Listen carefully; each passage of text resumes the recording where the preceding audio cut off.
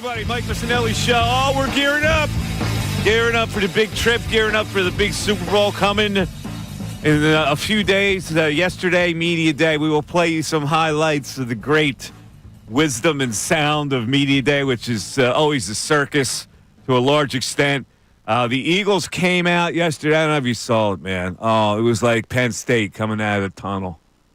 They put the macho men in the front. Well, Big Dom's a macho man. And then there was Sirianni, macho man. And then there was Jeffrey Lurie, macho man. And then Howie Roseman, macho man. How about the four horsemen coming out of the gate as they entered the arena of Media World? And we're going to have some fun today with that whole thing. So we're also going to start our analysis of this game. I anticipated that the line would dip down in the Eagles' favor a little bit by now. Now, maybe it will, but as the week goes on, my sense is it won't because it hasn't moved at all. So I don't know what to make of that other than, people believe the Chiefs are still the superior team in this matchup. If they didn't, the sharp money would have come in. It would have knocked the line down a little bit. The sharps are not getting on the Eagles, which bothers me a little bit. We'll discuss that and many other things, and we'll just go over there's some amazing back-and-forth statistics in this game. And so let's start with just the general kind of statistics. The Chiefs. All right, first of all, let's start with the Eagles. Jay, we all know about Jaylen Hurts and the games he started. They're 15-2 this season in games that Jaylen Hurts has started and finished. Last time they lost the game that Hurts was healthy for, Week 4 against the Bucs. We all remember that. That was September 29th. That was a really long time ago. But the Chiefs have gone 17-1 this season with Patrick Mahomes as the starter, with a team that I don't know if a lot of people thought would be that good. Here's the big stat. In 132 career starts with Patrick Mahomes, the Chiefs have lost by more than 8 points 5 times. 5 times in 132 career starts with Mahomes. There are a lot of people out there thinking the Eagles are going to win this by double digits. The statistics would say you better take that up the street. 5 times out of 132 games, and the chances of a blowout, which is the double-digit win, based on historical precedent, is just 3.8%. It's near impossible to blow the Chiefs out. So let me introduce my cohorts here for the little analysis on that number. And we got plenty more numbers to analyze. Because Bill also, Bill's got the yellow pad out. We're going to dip into Bill's yellow pad, which he prepares each and every week for statistical analysis about the game. So Bill Colarulo is here. Ray Dunn is here. It also is a special bonus for today since we're leaving on a flight go to New Orleans. Tomorrow we'll be just introducing the people to what Radio Row is all about. So we decided we're going to do general knowledge today. We have Sixer tickets as a prize. So we'll get to that in a second. I'll give you the topics and all that. But Bill, 17-1 with Mahomes as a starter. They have only lost by more than 8 points 5 times in 132 career starts. Your take on that? Yeah, good morning, Michael. And I do have my yellow pads ready. I'm bringing some extra ones for the trip to New Orleans. I'm getting excited. But here's how I'm feeling right now. As the last week and a half have started to progress, I've become more and more confident about this Philadelphia Eagles team going down to New Orleans and dominating this game. I know the stats you just gave. Patrick Mahomes in 132 starts has only lost by more than 8 points 5 times. I get it. The Chiefs are still a 1.5-point favorite.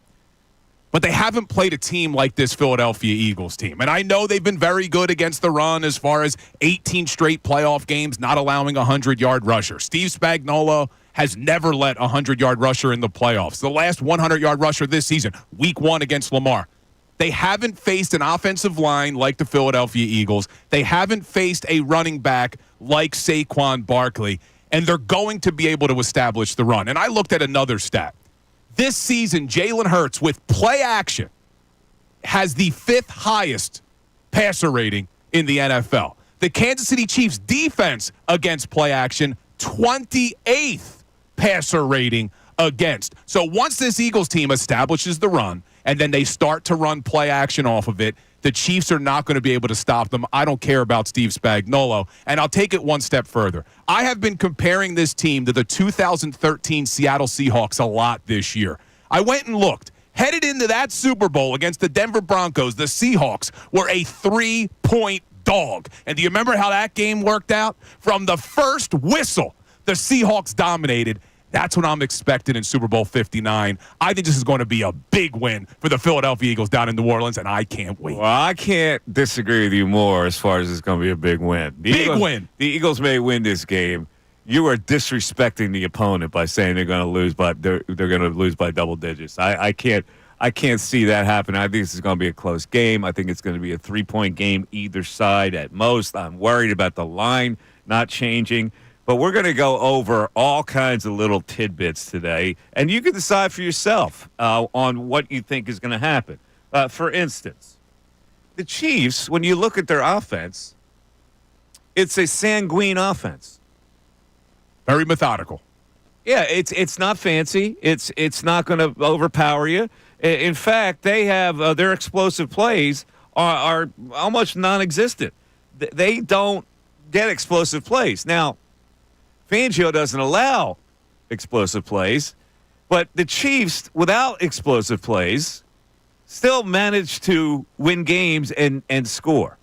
And what they do is they mosey the ball down the field. They boom, boom, boom, boom, boom, boom, boom. They get it down the field. Fangio is going to allow that. I think the key is whether they can hold them from scoring. I see the Chiefs with a lot of field goals in this game. And field goals are not as good as touchdowns. So that's the one good thing here. And also, they're going against a defense that is the best unit in the NFL. So, that's kind of like the irresistible force against the immovable object. They pretty much line up on what the other does well, which is that, we'll allow your short passes, but in the end, you're not going to score against us. And that's where the kicker comes in. And I hate that kicker they have. I hope he has the worst day possible and his wife doesn't cook him dinner. You're not a Butker fan? I like to kick him in the Butker. All right. But, they're not an explosive offense, though. You're spot on with that. Yeah, they're not, but, Fangio limits the explosive plays anyway, so that may be a wash. All right, we'll get into so many things today. We'll do a little segment called Dumbass Media Day Takes. We'll do a little thing today called the Bravado of Jeffrey Lurie. And we'll do a thing called the simple and yet boring wisdom of Jaylen Hurts. A lot of themes coming your way today, including General Knowledge Wednesday, where we're giving you Sixers tickets today. Let's see, the Sixers versus the Toronto Raptors. Next week, I think, right? 1 week from today. Yeah, 1 week from today. It's a good price. Listen, it's a good price. They win the Super Bowl, that's a nice night out. If they don't, I don't know if it's going to satisfy you that much. But so today's Tuesday. You get a chance to go to the game. When would the parade be? Probably on a Wednesday, right? If they had it. So you could go to the Sixers game Tuesday night. They should have it Tuesday night, the parade. It's when they should have the parade. All right. John Clark, who's on the scene in New Orleans, he's reporting already down there. Hola is what he's saying down there in New Orleans. And Nick Sirianni is at a press conference at 1:40. I don't know if we'll be sticking around for that because we got to get out of here and catch a flight. But it's General Knowledge Wednesday. Give you the topics after this. 610-632-0975. The Mike Missanelli Show continues. ESPN's Tim McMahon.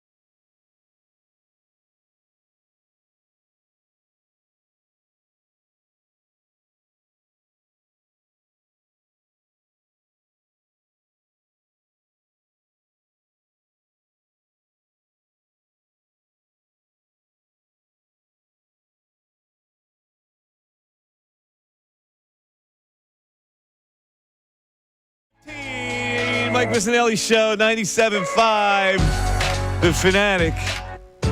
Got a text on the Penn State Eagles comparison. By the way, Ray, you heard what happened yesterday at the Rally House where the woman bought a beautiful Penn State hat. And she goes, my husband wants you guys to sign it.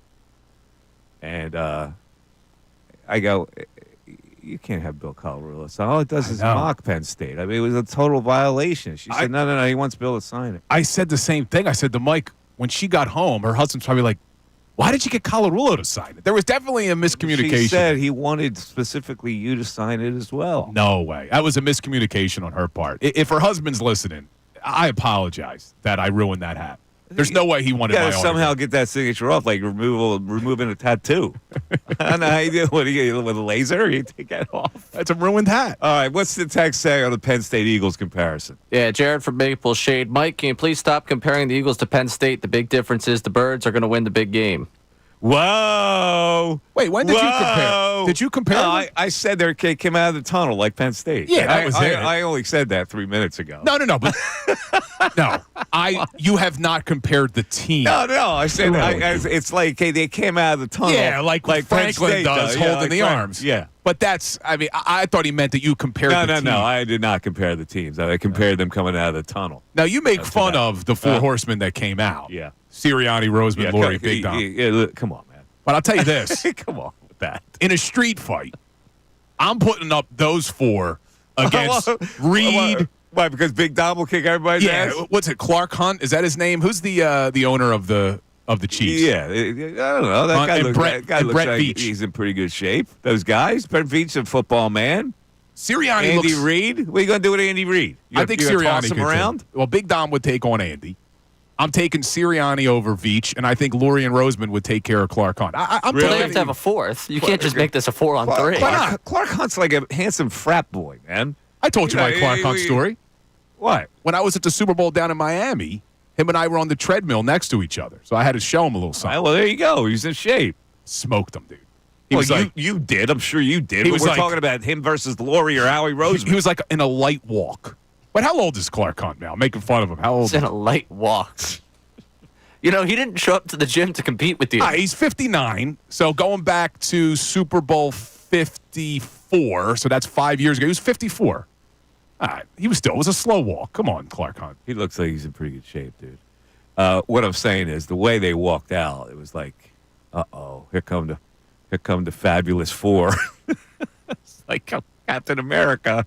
Here comes the shield. Dude, it was kind of ridiculous. What are they going to do? They had this slow walk. They did. They acted all tough. Well, that's got to be awkward. It does. It has to be awkward. Just walk out. You don't have to do that. Just walk out. Yeah. Just walk out. Just walk out. All right, let me get into more statistics here. Well, first of all, the general knowledge categories. General knowledge. There's a general knowledge category, which I think is exceedingly easy. There's the NFL team passing leaders, which is exceedingly easy. There's the number one musical hits in honor of the Grammys, number one musical hits of the 2000s. Ray should get that. Sirianni Love on the list or not? No, Sirianni Love not on the list. And then there's Super Bowl questions. The Super Bowl ones I'm interested in. Should be exciting. We had some Super Bowl questions. All right, so those are your four categories today. And again, a pair of Sixers tickets are on display here for you. And it's not just about the Sixers tickets. It's the bragging rights that you got to beat Ray Dunn, who's been boasting. He has been boasting. What, has he won 3 or 4 in a row? They haven't had an outright win in this since, like, the beginning of December. It's been really tough to listen. It's almost as long since the last time Jaylen Hurts lost. It's a classic case. Ray winning is a classic case of having an easy schedule. Are you insulting our listeners? That's kind of what it sounds like. I am insulting our listeners. Yeah, come on. I would never insult you guys. I am told because you're not exactly worldly and you're kicking their ass. Yeah, we need the listeners to step up today. It's funny because the listeners that don't ever engage with it, that just will comment on the fact that it's happening, think it's incredibly easy. And the listeners that actually engage with it realize it's not incredibly easy. No, it's not because here's why it's not easy. Because you're on the griddle. Yeah. Yeah. You're not used to calling in. You freeze up and you can't think quickly enough. This is why people that are on Jeopardy are amazing to me. Yeah, I like Jeopardy.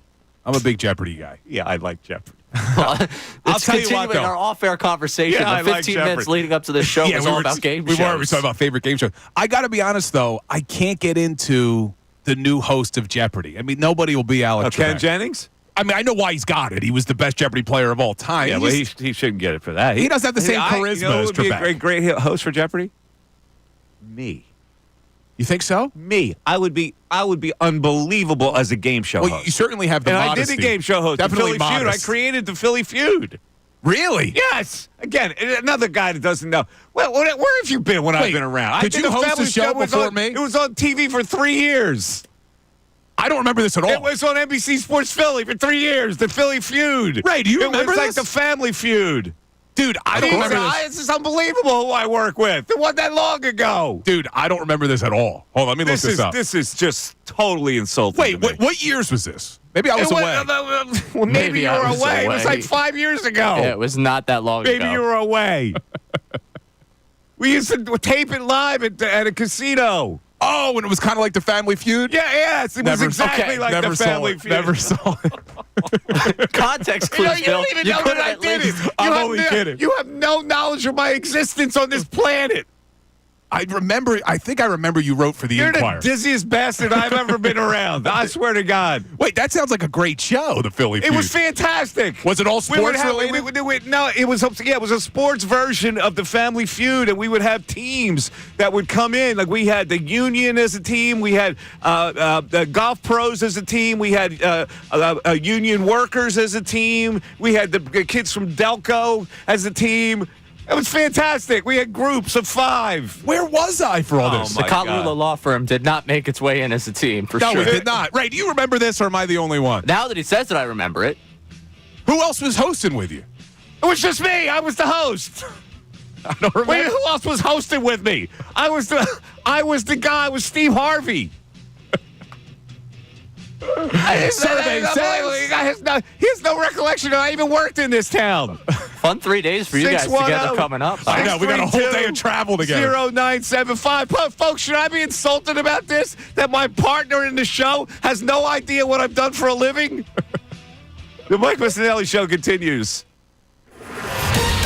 Fanatic Sports Update. Monday's Media Frenzy. I'm Ray Dunn with this Fanatic Sports Update. Monday marks Super Bowl's opening night, where both the Eagles and Chiefs were addressing the media. They got a chance to jointly address the media up on stage. Then, of course, a ton of player breakouts during the session, amid questions of favorite foods, colors, Taylor Swift songs, and how to get more handsome. There were some real questions asked. Jaylen Hurts was asked about the task of facing Steve Spagnuolo and that Chiefs defense. And Coach Spags has always done a great job. I got a ton of respect for him. And they got great players, great front seven, great defensive back group, very disruptive group. And so it'll be a great challenge for us.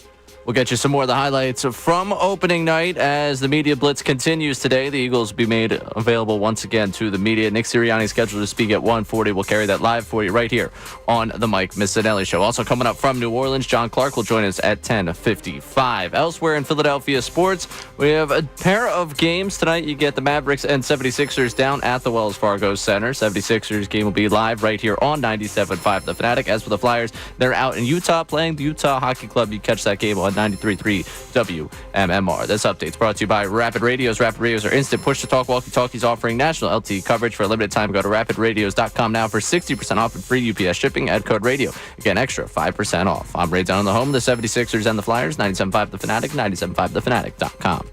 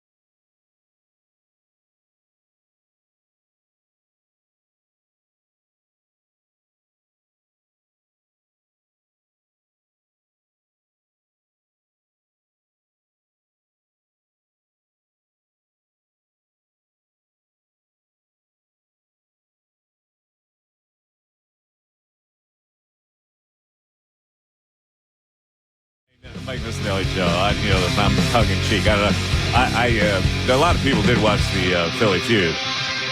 It was on, listen, it wasn't on a prime time slot, but it was on NBC Sports Philadelphia, and I would think that somebody that has worked with me would understand that it wasn't that long ago where we did the Philly Feud. We gave away prizes. So just to verify what a great show this was, I need to get the people who participated in that show. Like, if you are on any of the teams that participated, give us a call and explain to Bill how magic that show was and how you did on the show. And so what my point is, I'd be a great game show host. It was always a bucket list thing for me. To be a game show host? To be a game show host. If you could host any game show, what game show would it be? It would be the Family Feud. The Family Feud? Yeah, because listen, what do? I break balls. Would you kiss all the women like Richard Dawson used to do? No, you can't do that. How ridiculous was that when you watch these old Family Feud episodes? You can't do that, but I would be a ball breaker. You know the way I roll. You? I break your stones. I break Ray's stones. That doesn't sound like Mike, does it, Ray? Not the guy I know. That's what I made. So that's what I did on the Philly Feud, too. So I'm on your Wikipedia page, and in my defense, there's no reference to the Philly Feud. I don't, listen, I don't know who handles the Wikipedia. I don't even know Google who writes me. those things. But I'm not going to write it. I'm not going to go to my Wikipedia page and put my my stuff on there. It's got everything else on there. I've done a lot of stuff. You have done a lot of stuff. I lose track of the stuff I've done. I don't know. It just kind of like I bounce from place to place. I would say, though, and you probably agree with this, the pinnacle of your career has to be hosting the show with me and Ray. Wouldn't you say, Ray? This has to be the highlight of Mike's illustrious career. I would say no. Ray doesn't even think so. The pinnacle of my career was when I was working with that idiot, Unwanted Kiss. And he got me so exasperated, I walked out of the studio and went AWOL for 3 days. Is he going to be down there? And then they called me back in, right? They should have fired me. I walked out of the show, that idiot. But they knew he was an idiot. That's why they didn't fire me. So I leave for 3 days. I go down the shore. I disappear. I didn't answer any phone calls, blah, blah, blah. I'm thinking, I got to do something else. I can't work with this guy, right? So they call me back in. They lure me back in. And they call me in the office. And they go, that was very unprofessional. And I go, oh, yeah, I know it was. I know it was very unprofessional. I go, but you got to look at the bright side. And they go, what's that? I go, I could have left the studio and disappeared for 3 days. Or I could have hit him over the head with a chair and committed a homicide. I said, when you look at it that way, you got the best. I don't know if they agreed with you. Is there any chance that we could get a Missanelli-esque reunion down in New Orleans? Is he going to be down there? No. Come on. That name is I would say no. Totally eliminated from my brain. I can't even say the name. But I can say the Philly Feud, man. And the text line is very disappointed in you, Bill. Ray, what do you got? We got Jim from Satterton saying, come on, Bill, as a former contestant on Philly Feud, the team of loyal listeners, I can't believe you don't remember the show. There you go. He was a contestant. Did he say what team he was? They created their own team. We did all research. We vetted him, and we brought him on the show. He just said that he was still bitter that Drew from Westchester didn't know who Nigel Bradham was, or they would have won. So, Drew from Westchester. Yes, that was the loyal listeners team. Vicente was actually on the show. Oh, who saw us yesterday at Yes. Rally House. Interesting. We had Jerome on the show. Now, wait, did you really survey 100 people for the top answers? We did. We actually surveyed. We did surveys. And we cited surveys. We had the various surveyed questions. Maybe we should bring this show back. We should try to find a clip. Somebody must have a clip, right? Like, you do all this research. Is there something online you can find at the Philly Feud? I'm trying. Let me see. All right. Regardless, the people are quite upset with you. Yeah, what else you got? Cousin Nikki from Hamilton, Mikey misses basically Philadelphia Steve Harvey. No wonder he signed that huge multi-million-dollar contract. Yes. Yes, There we go. $56 million I signed to come back here. Huge violation on Bill. Didn't know about that. That was a favorite of mine. That's from Joe in the Northeast. And a lot of people asking for the classic Google me. drop. Say that Bill has no idea who he's working with. Bill, he's oblivious. He really is oblivious. Like, he doesn't even know that that I've done sports like radio for 30 years. Like Bill just like happened upon like all of a sudden I showed up and we're doing a Eagles post game show together. Oh, glad to meet you. What your name is? I go Mike Missanelli. Oh yeah, I think I've heard of that. Are you one of Seth Joyner's buddies? Yes. Golf buddy or something? Yes. You also an unpaid contributor? So the Philly Feud, we would tape three a night, right? So we'd have them in the can. So I would have to change into different suits.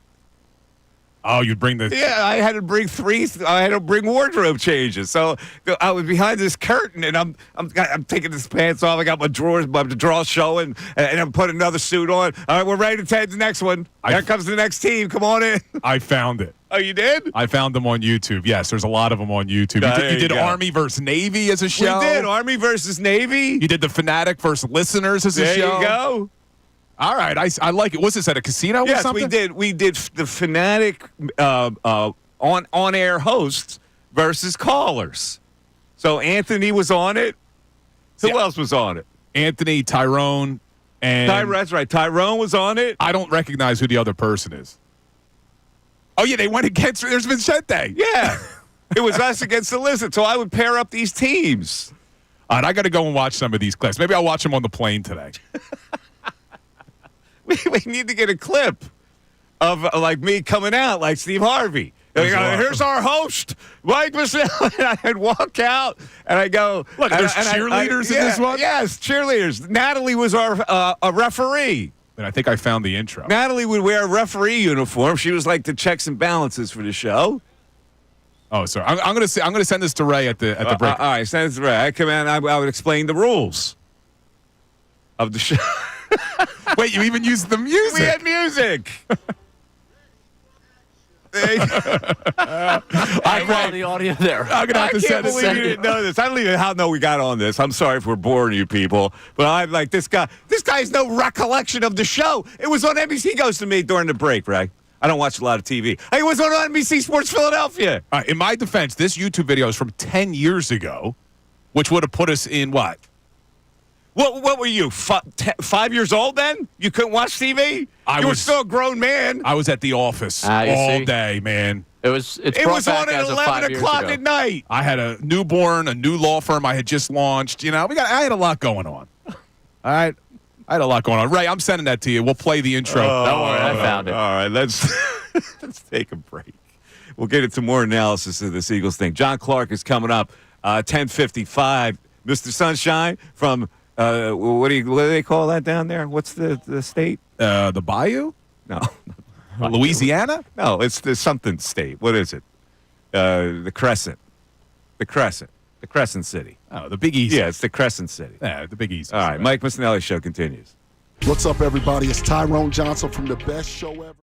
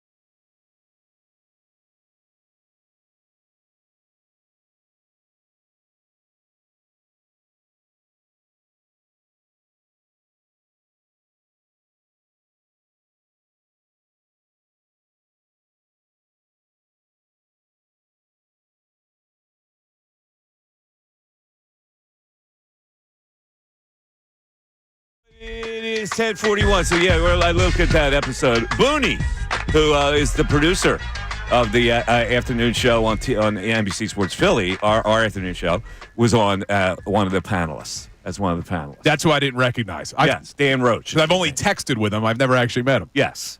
That was a fun show against the listeners. But in any event, let's move on to more Eagle analysis. And, of course, you can get in 610-632-0975. We have John Clark coming up. It's General Knowledge Wednesday, that whole thing. Okay. Vic Fangio. The Eagles had the second-best defense in the NFL at limiting explosive plays. Now, this is what the Chiefs do, though. They don't have explosive plays, except they have Xavier Worthy, who is an explosive play guy. But he hasn't really delivered. No, they haven't. Yeah. So they move down the field with 6-yard gains, and they convert on third and maybe even fourth down. And so that's what the Chiefs do. So is that an advantage? No, that's why I say the Chiefs are going to move the ball, and I think they're going to kick a lot of field goals. Conversely, to that end, the Chiefs produced the fourth lowest rate of explosive plays in the NFL. So they don't exist for explosive plays. Vic Fangio limits explosive plays. That's kind of a wash, right? Yeah, so it's not really an advantage for the Eagles because that's what the Chiefs do anyway. Mm-hmm. So, and here's the more fuel to that. Mahomes' average pass this season. What do you think it is? I read the article. Yeah, so 6.3 yards. Well, play along. You don't have to say you read the article. I don't want to pretend like I know what I'm talking about. Let's say 5. No, 6.3, Bill. Wow, Mike, that's a lot. Yeah, see, that's what radio. That's what a good radio blend is, Bill. I read it. I got the notes in front of me. All right, so you forget that you read it. Did you know that was 33rd out of 36 qualified quarterbacks? No, it's 34th, actually. So I don't know what you're reading. Oh, 34th. Apparently you can't read either. So they have their wide receivers aren't splashy, like they're not well-known, crazy good wide receivers, except DeAndre Hopkins, who's he's on the back end of his career. Xavier Worthy has come on, and Marquise Brown is back. So they at least have a couple of explosive guys in there. Yeah, this is what I thought was crazy, though. Mahomes' average yards past the line of scrimmage, as you said, 6 yards. The only two quarterbacks that had less yards beyond the line of scrimmage, Gardner Minshew and Tua Tagovailoa. I mean, as good as Mahomes is, they're not going to try to push the ball down the field. At least you wouldn't expect it in this football game. But that's why I keep going back to it, Mike. I don't think the Chiefs are going to be able to put up enough points to keep up with this Eagles offense. The Eagles just put up 55 damn points in the NFC Championship. No, you're right. And they have more explosive plays than the Chiefs are going to have. So, yeah, while the Chiefs are getting field goals, the Eagles are up 14-6. I can see that. All right, let's get to the phones. Let's go to Chris in Delco, who was on the Philly Feud on the Delco team we had that night. Chris, what's up? Yo, what's up, man? It's been a while. How you doing? Good. I was actually on the episode. It was the Catholic League versus the Public League. Oh, that's right. It was Catholic League versus Public League. I was the 300-pound goof in there for the Catholic League that was on there because I got cut from the baseball team at Bonner 4 years in a row. I remember you, Chris. And now, who won that clash? Oh, it was a great moment in my life where we lost, I think, 400-60. And I don't want to be a cancer in the locker room, but I'm pretty sure, it was my team that let me down a little bit. Who was on the Public League team? A bunch of coaches, people a little bit older than us that knew some of these questions going back. Oh, okay. So did you? Here's the key. Did you have fun? It was the most fun I've ever had at a casino in Chester on a Wednesday night. That's awesome, man. That is fantastic. Well, thanks for at least acknowledging that there was a show called The Philly Feud. It was because I'm working with a guy who has no recollection of it at all. It was only on for 3 years. Well, Chris can redeem himself after that big loss with a general knowledge. Yeah, Chris, you want to play general knowledge here now? Why not? I'm already on the phone. All right, Chris. I'm already hiding in the bathroom at work. Chris, we start with general knowledge always, so it's the general knowledge category. Right. And this is a very easy one to start. What word commonly follows Trojan or pommel? Horse. Correct. All right, hold on. See, that was an easy one. That was a very easy one. So, Ray, looks like a very easy category here. Ray, have you ever heard of a slide rule? A slide rule? Yeah. As in the one that Chase Utley instituted by taking out Tejada? No. A slide rule is something you used to be able to calculate the numbers. Oh, that thing. You Yeah, heard that? Yeah. Okay, so here's the Yeah, question. sure. What made the slide rule obsolete?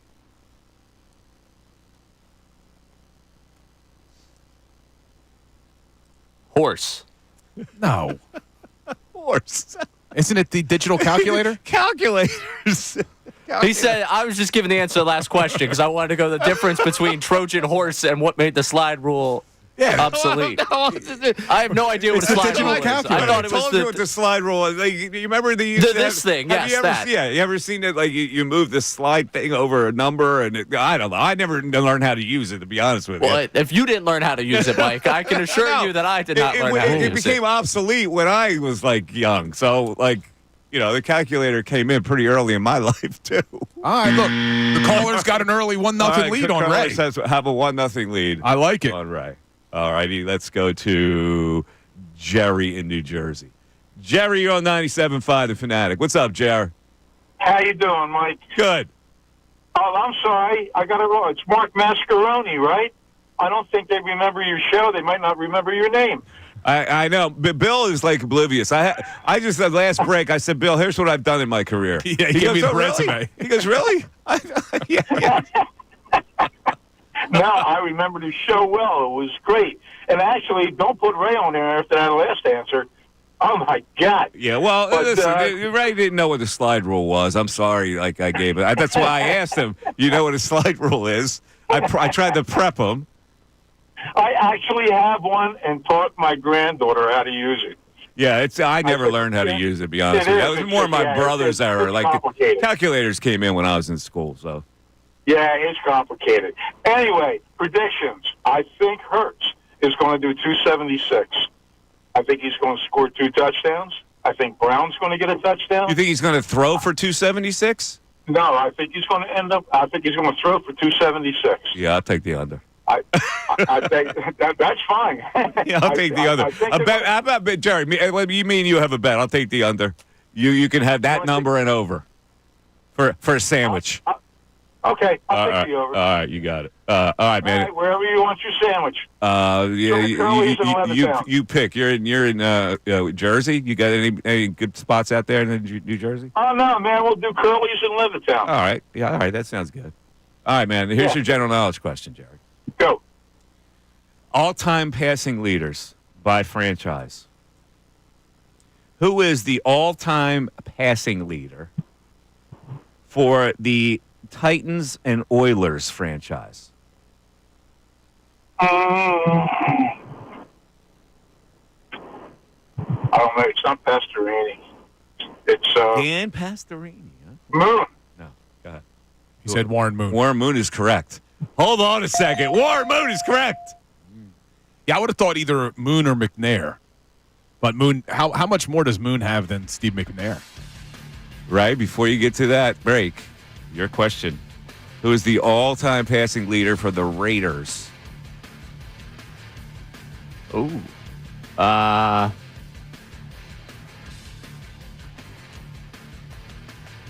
Ken Stabler? Incorrect. Derek Carr. Wow.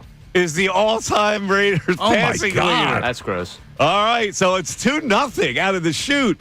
Johnny Clark, Ray's Temple buddy, is coming up after this.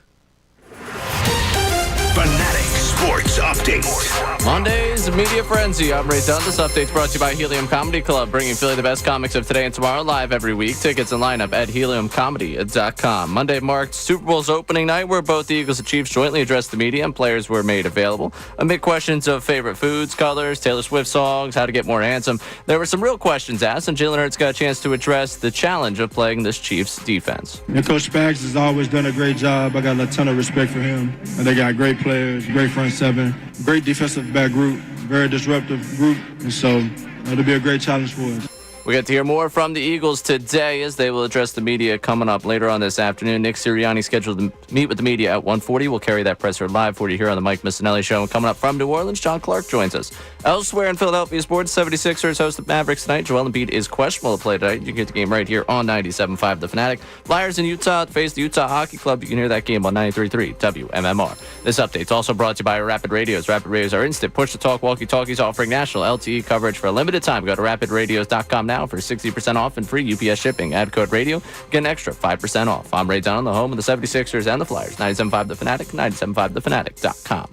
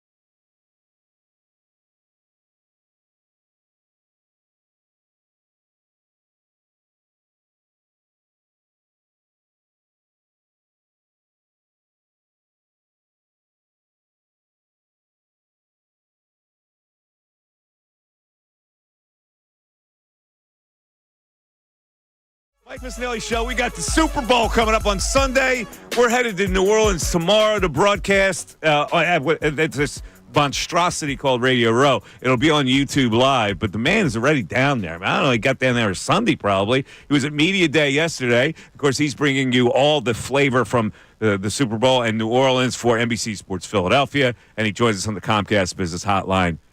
John Clark. What's up, Johnny? How you doing? Good to be on with you.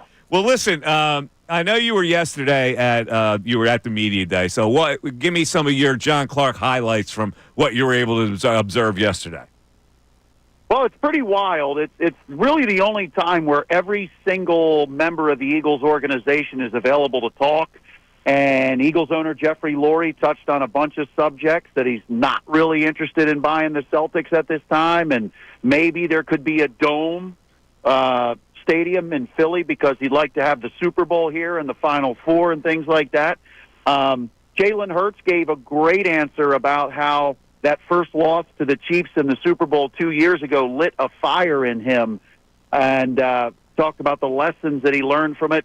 Saquon, he gave there were some Saquon strays at the Giants, basically telling Jameis Winston that he should sign with the Giants because they need a quarterback.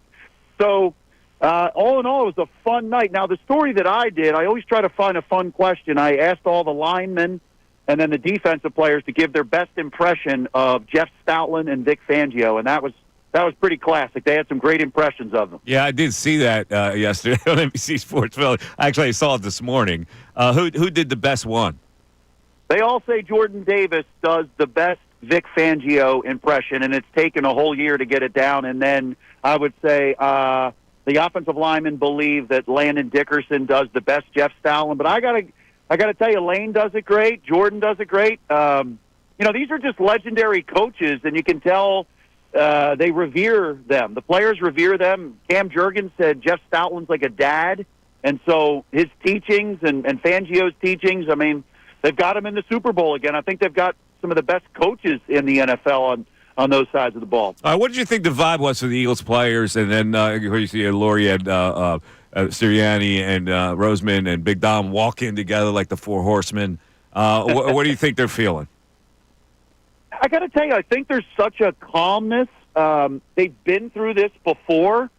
They went through this 2 years ago, so I think they understand how the week goes, and they just seemed really relaxed, comfortable, answering all the questions. I mean, they answer questions for an hour from people all over the world, 26 countries. So to me, it just seemed like there's a confidence. We've been through this. We understand everything. Take care of the obligations. Do your work. But I think this is a very confident team. I think they believe they've got the best team, the best overall team in the NFL. First of all, you're listening to WPEN HD Burlington, Philadelphia, Beasley Media Group station, broadcasting live in the Comcast Business Studio. Powering possibilities. Talking to John Clark. He's on the scene already in New Orleans. I was interested in the kind of I think it's toned down, but it used to be really ridiculous with a lot of people who weren't really sports media people roaming around asking crazy questions. Like, did you encounter like that Guillermo from the Kimmel Show? You know what? I didn't see him. I like his segments. There were people from Nickelodeon. Somebody threw a cookie at Jaylen Hurts. And there's a lot of former players that are now doing it, like Jameis Winston and Ocho Cinco. Ocho Cinco, I'm sure you saw, came up and planted a kiss on Nick Sirianni. So, look, I mean, it used to be, I remember doing Media Day 20 years ago when the Eagles went to Jacksonville, and it was in the afternoon during the week. This is now prime time, 8 p.m. to 11 p.m., so they do it up. And there were some funny questions. And, I even got in one of those crazy questions asking Travis Kelce about Taylor Swift's Eagles fandom. Oh, did you ask him? Oh, okay. Now, what did he say to that? Well, I know there's a lot of Taylor Swift fans. So basically I said, Travis, did she kind of give up her Eagles fandom when she met you? And he kind of intimated that he doesn't necessarily know that she was ever an Eagles fan, and it was really her dad that's an Eagles fan, and a big Eagles fan, but Travis says now the dad is rooting for the Chiefs. So yeah, you see, that's a violation on Taylor. That's a fraud. Yeah, she's a violation because she was an Eagle fan because she's said it in the past. But now, like she wants to slide that under the carpet because her big boyfriend. So I had to be that guy, Yeah, I know. You remember David Letterman used to have that guy. He used to go walk around there, Larry Bud Melman. Remember that guy? Yeah. And who was the guy that Stern used to have? John. Stuttering John. Yeah. Like those characters are gone now. I know. I would have loved to have gotten Triumph, the insult comic dog from the. That's Conan right, O'Brien the show. insult comic dog. They're not there anymore. I don't know what's going on, man. This league is getting too boring. And it was with Stuttering John. What was the famous thing he did? Right. Well, he asked Tommy Lasorda if Tommy got hemorrhoids from sitting on the bench for 3 hours in a game. He also asked Ted Williams. Did you ever fought in the catcher's face? That was a good one. Right. So, all right. So, what's your agenda covering? You're down there for a long time. So, what are your plans here? The media availability not good. So, how do you create stories there for the rest of the week? So the Eagles will practice today through Thursday, or maybe even Friday, and then we have availability today through Thursday with the Eagles, and then the availability ends. So we'll go and ask questions and put together stories with the Eagles today and tomorrow. And look, I think one of the things that's fascinating to me is you've got Zach Vaughn, one of the best stories in the NFL. He's coming back here where he played and was drafted, and literally he's in his same locker room from last year. They're working at the Saints facility, and they've got his picture up in the locker room. So it's pretty funny. Him and C.J. Gardner-Johnson are back where their careers began here in New Orleans, and they're two big parts of the Eagles' defense. I think, and look, Kellen Moore was a big topic of conversation last night. All of the Saints media were interviewing Kellen Moore, and he, basically he said he would love to, be a head coach and call plays, and he had a great meeting with the Saints. So I think that's a foregone conclusion. This is why I was going to suggest your next assignment, if you have some time. I think you need to go around to all the great real estate agencies in the New Orleans area and ask whether there have been any house inquiries from Mrs. Kellen Moore. And then you got and then you got a scoop. I mean, listen, you go to the airport, you might as well go to the real estate offices. That's true. Well, I tell you, I mean, I think Kellen Moore, there's a possibility he doesn't come back on the plane like Jonathan Gannon stayed in Arizona. Yeah. Now, if the Eagles win, he's got to come back on the plane. Yeah, I guess. Yeah, you'd have to be here for the parade. Yeah, well, you can come back for the parade. You can just stay and come back a few days later. All right, so John, we're going to be broadcasting Wednesday, Thursday, Friday. I would hope that you would have a little time to stop by and hang out. Yeah, Radio Row, and I'll tell you, Mike, it's very organized. It's a huge convention center. There's so much space. There's no problems getting in and out. This is a lot better than Arizona. Arizona was so spread out. Everything was a half an hour away, but this is all centrally located downtown in New Orleans. So it's all within 5-10 minutes. That's good. So And it's certainly not Minnesota. All right. So we're at 87. So find us. Oh, yeah. I'll stop by. You got it, buddy. Thanks for checking in, Johnny. We'll look forward to your reports during the week. All right, there he is. To be on with you. John Clark from New Orleans saying hola to all of us. Hola. And John's going to have to work on his... hola! He'll have to work on his good day, mate, when they go to Australia in a couple years. Right? How do they say hello in Australia? I don't know. Good day, I guess. Hola! That was just good day. Yeah, you saw that, I'm assuming. We didn't really talk about it, that they announced in 2026 they're going to play in Australia. Well, a little cold water on that last night. Lurie said they're not giving up a home game to go to Australia. He did say that last night. All right, we're going to get the highlights from Jeffrey Lurie. There should be some interesting things that he said. We also have the simple and yet boring wisdom of Jaylen Hurts coming your way, and also dumbass media day takes, which John alluded to. All right, 610-632-0975. It's a big show because it's also general knowledge. Tell your friends and neighbors that it's General Knowledge Tuesday today, because tomorrow we're going to introduce the audience to the whole concept of Radio Row, and we didn't think that general knowledge worked in that kind of a platform. So we moved it to today. I tweeted it out last night, so if you didn't get the message, call your friends and neighbors today. is General Knowledge Tuesday, and the prize is Sixers tickets. The Mike Missanelli Show, back after this. What's up, everybody? Andrew DeCecco here, Birds Insider for 90.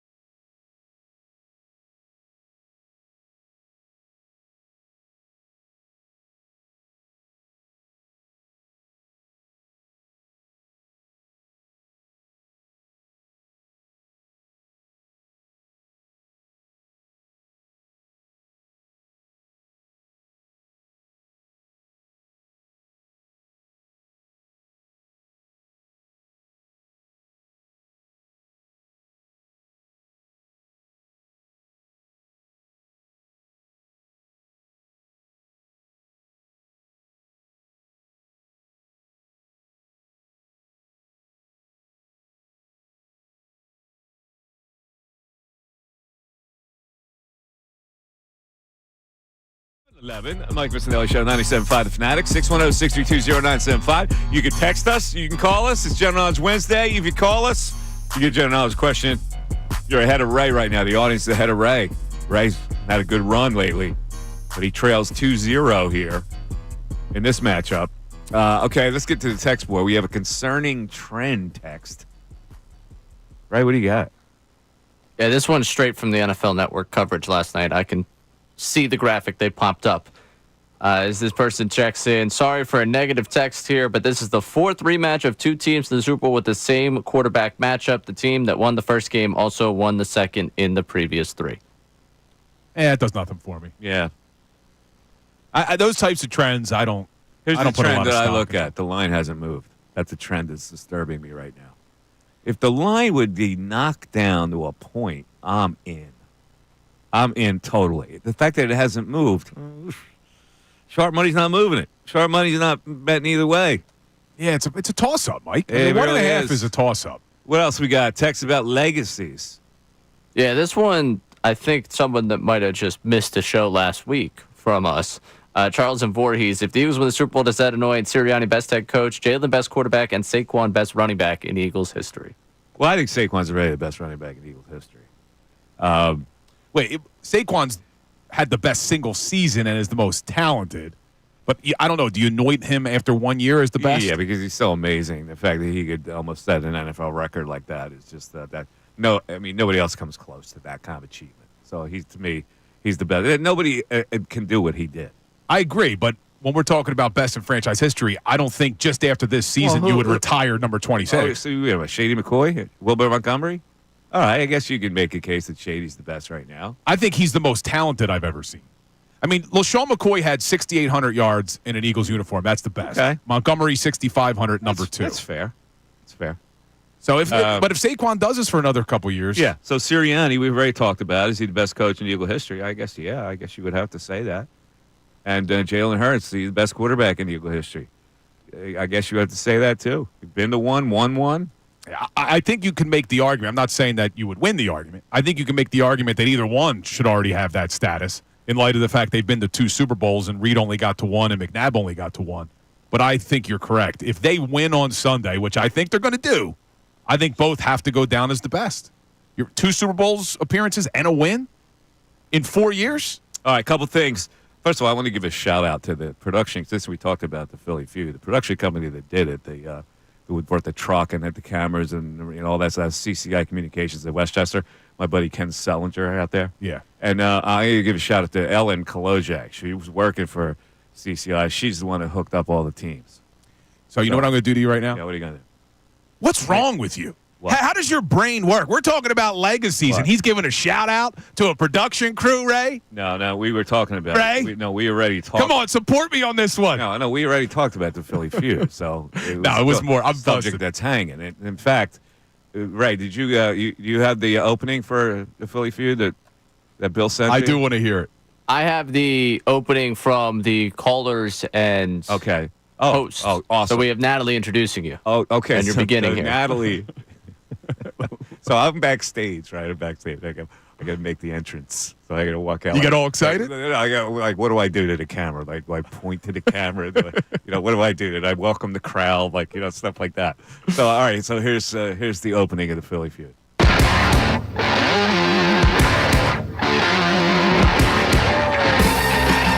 Welcome to Philly Feud, and here's your host, Mike Missanelli.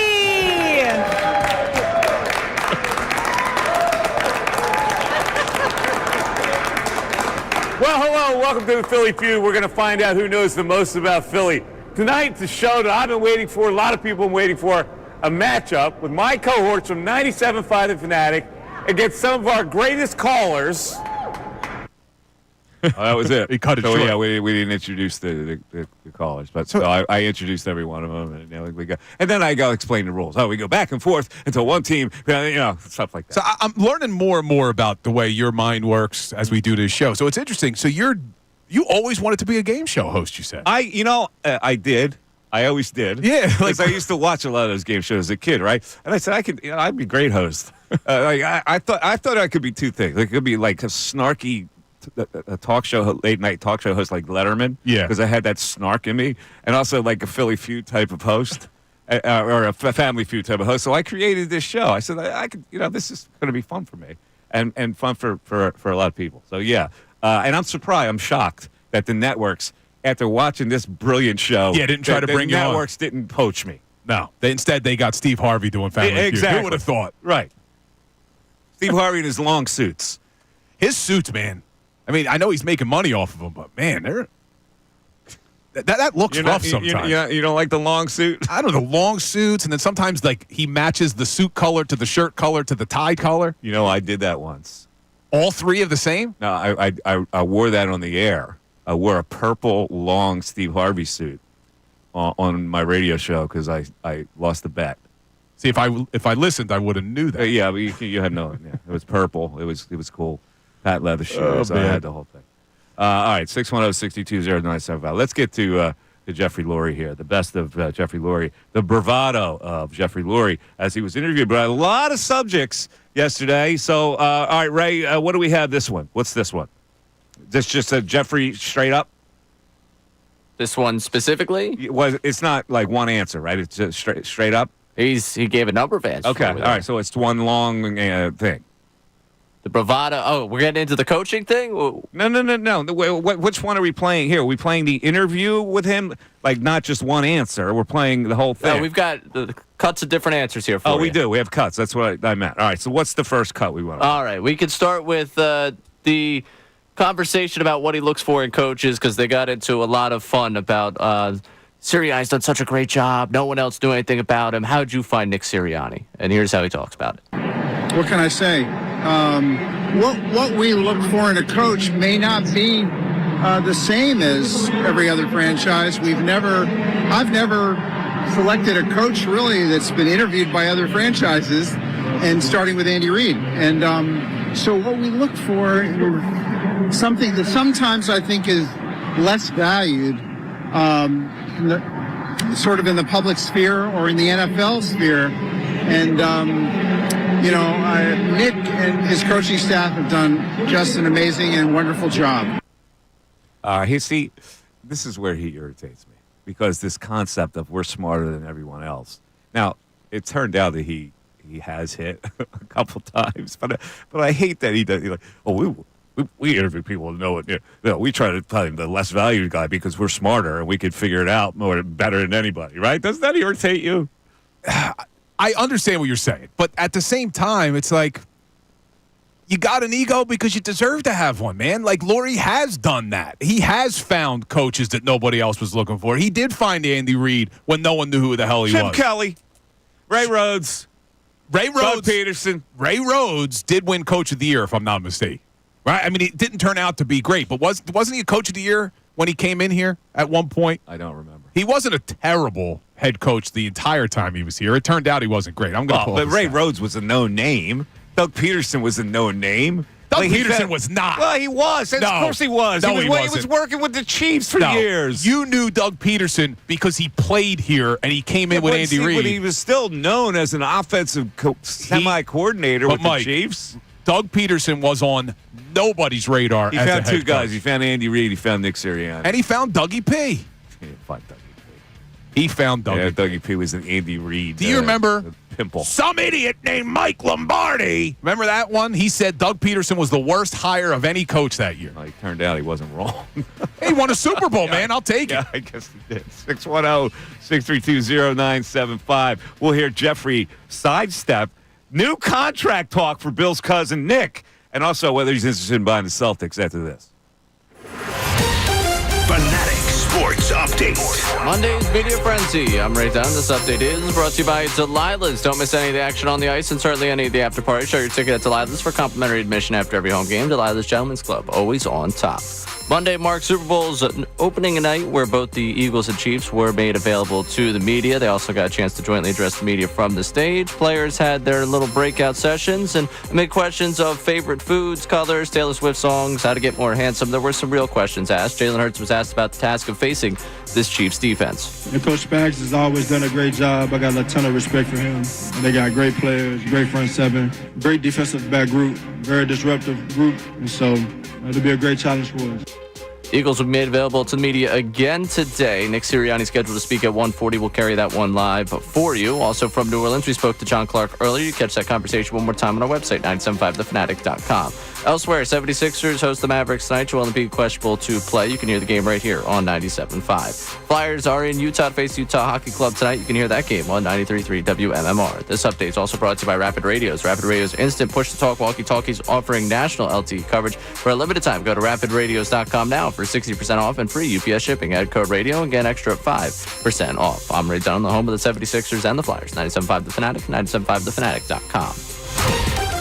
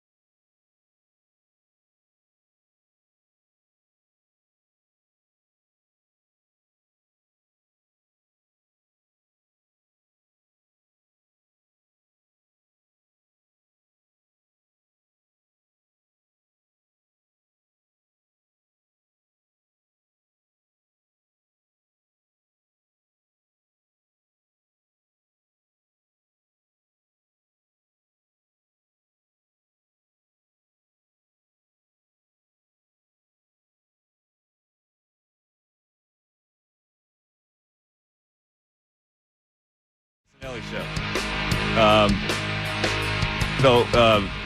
People that watch the Fox Morning Show, which I've been on many times. So I'll be on with those guys, Mike and Alex, tomorrow at 7:30 a.m. from New Orleans.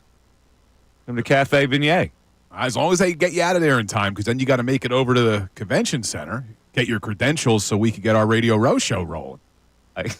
Better get you out of there. So, right. I go, I'm going to be on. I just got the invite to come on their show tomorrow. And he goes, that's that morning show with that guy, right? Good stuff. Did you know his name? Way to keep your finger on the pulse over there, Bill. I know who he is. I just didn't know his name. You're priceless, man. You are absolutely a gem. I know you mean that as a compliment. Yes. All right.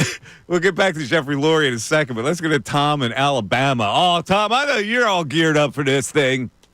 You better know it. How you Tom, doing? where are you in the Gulf Coast? No, I'm a little. Oh, you're I'm inland? Okay. Yeah, I'm about, 250 miles from all right. Monday, you're representing me over there, all right? There's don't get in any trouble. No, I'll keep my nose clean. All right. Bill, keep an eye on him, all right? I'll keep him in line, Tom. So what do you got, man? You feeling confident? Yeah, I felt a little nervous yesterday, but, I think it's going to come down to Hurts. And I've seen him. I knew about him before he got to Alabama here. And I know the first year it started slow. Then he had to prove himself. He had that big year. Fell off last year at the end.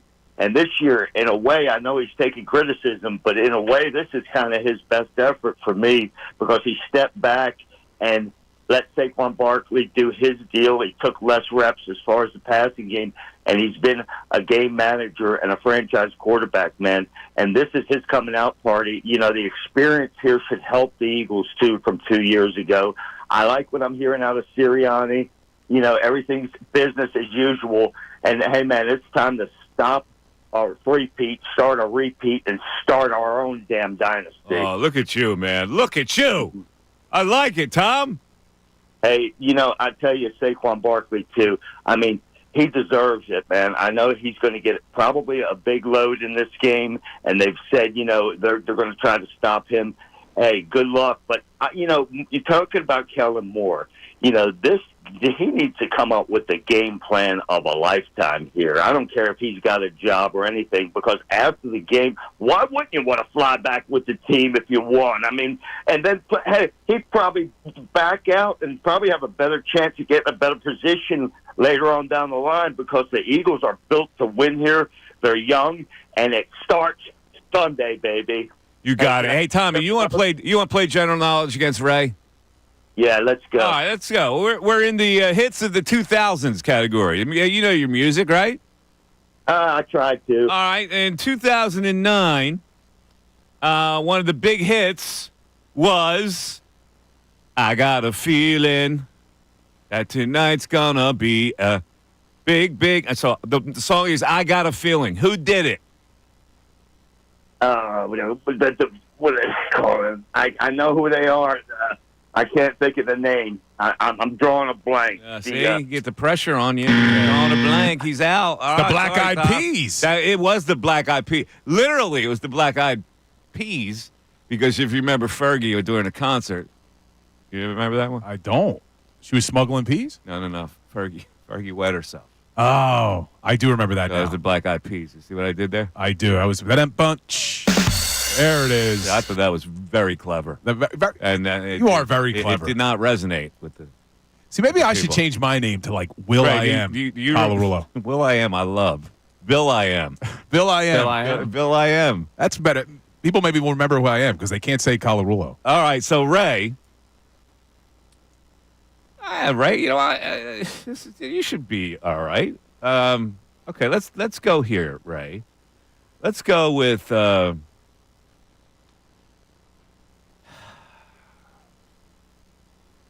Right Round, 2009. Hip hop. Yep. Right round. You know the song, Right Round. You spin my head right. No, that's not the one I'm talking about. You're talking about the modern. Yeah.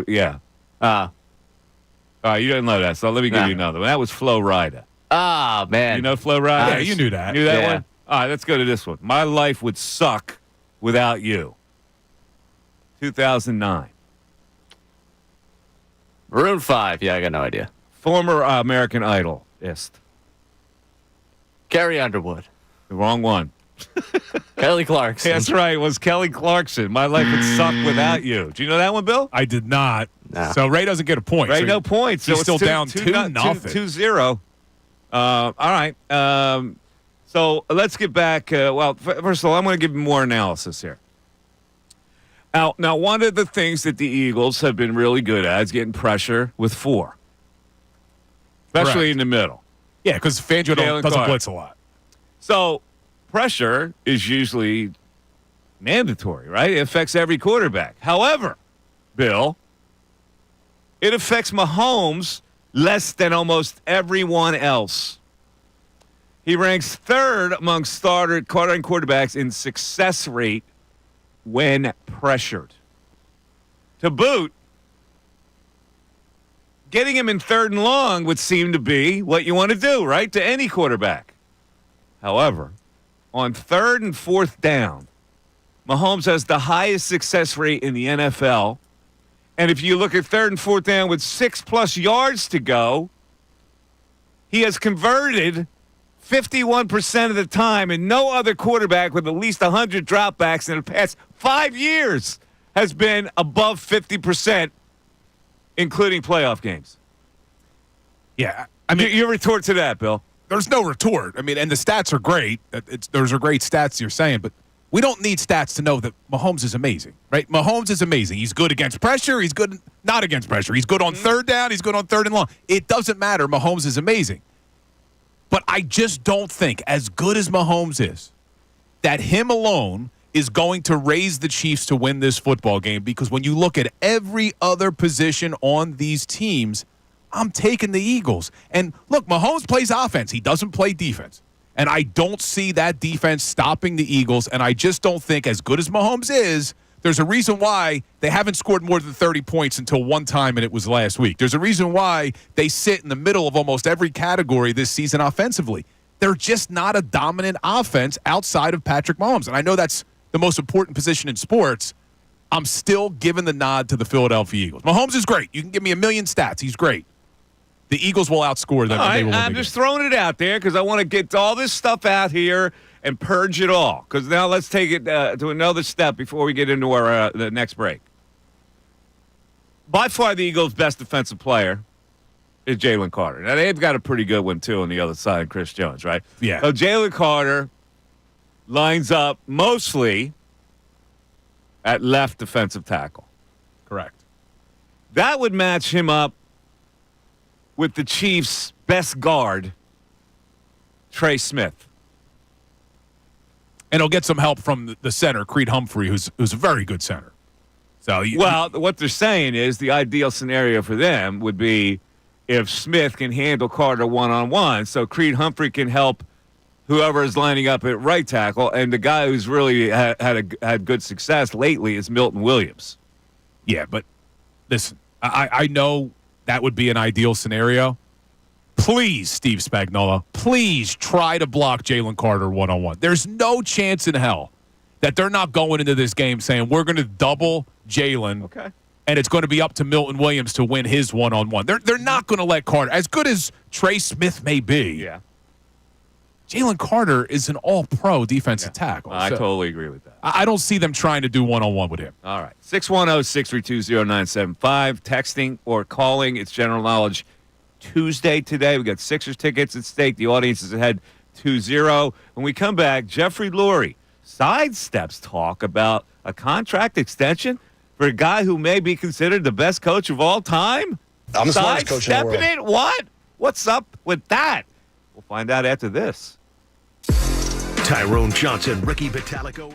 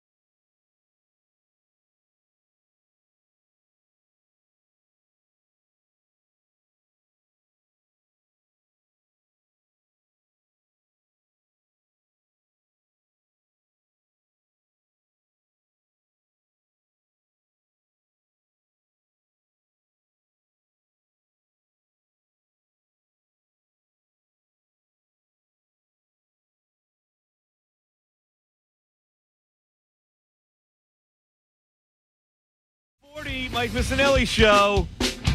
Just a few minutes, we're going to add to the luster that Bill loves to bestow on one Nick Sirianni. We can prove it. We can prove it in a soundbite. But for right now, let's get back to the owner of the Philadelphia Eagles who spoke yesterday at Media Day. We heard him earlier say that he does not interview coaches that other people are interested in. They're too smart for that. They have their own system where they develop the under-the-radar, less valued guy to get the most value out of him. Brilliant, Jeff Lurie. Listen, I don't appreciate the sarcasm. No sarcasm. The guy has had a ton of success. Why we always presume it's sarcasm? Ray, was that sarcastic? Come on. It's usually sarcasm. Usually? It was sarcastic. Sometimes it's not. It's like it's a little pompous. Now, look, maybe it's the right way to go. I don't know. He's patting himself on the back. Sure he is. But at the same time, he has had a lot of success in finding head coaches. The only misstep, and I don't even consider Ray Rhodes a misstep. Chip Kelly. Was Chip Kelly. And Chip Kelly was the only time he went after the shiny object that everybody else wanted, and they went and they got Chip Kelly. And it wasn't a complete disaster. It turned out to be. But they had some decent... I may have said it a little differently and less obnoxiously.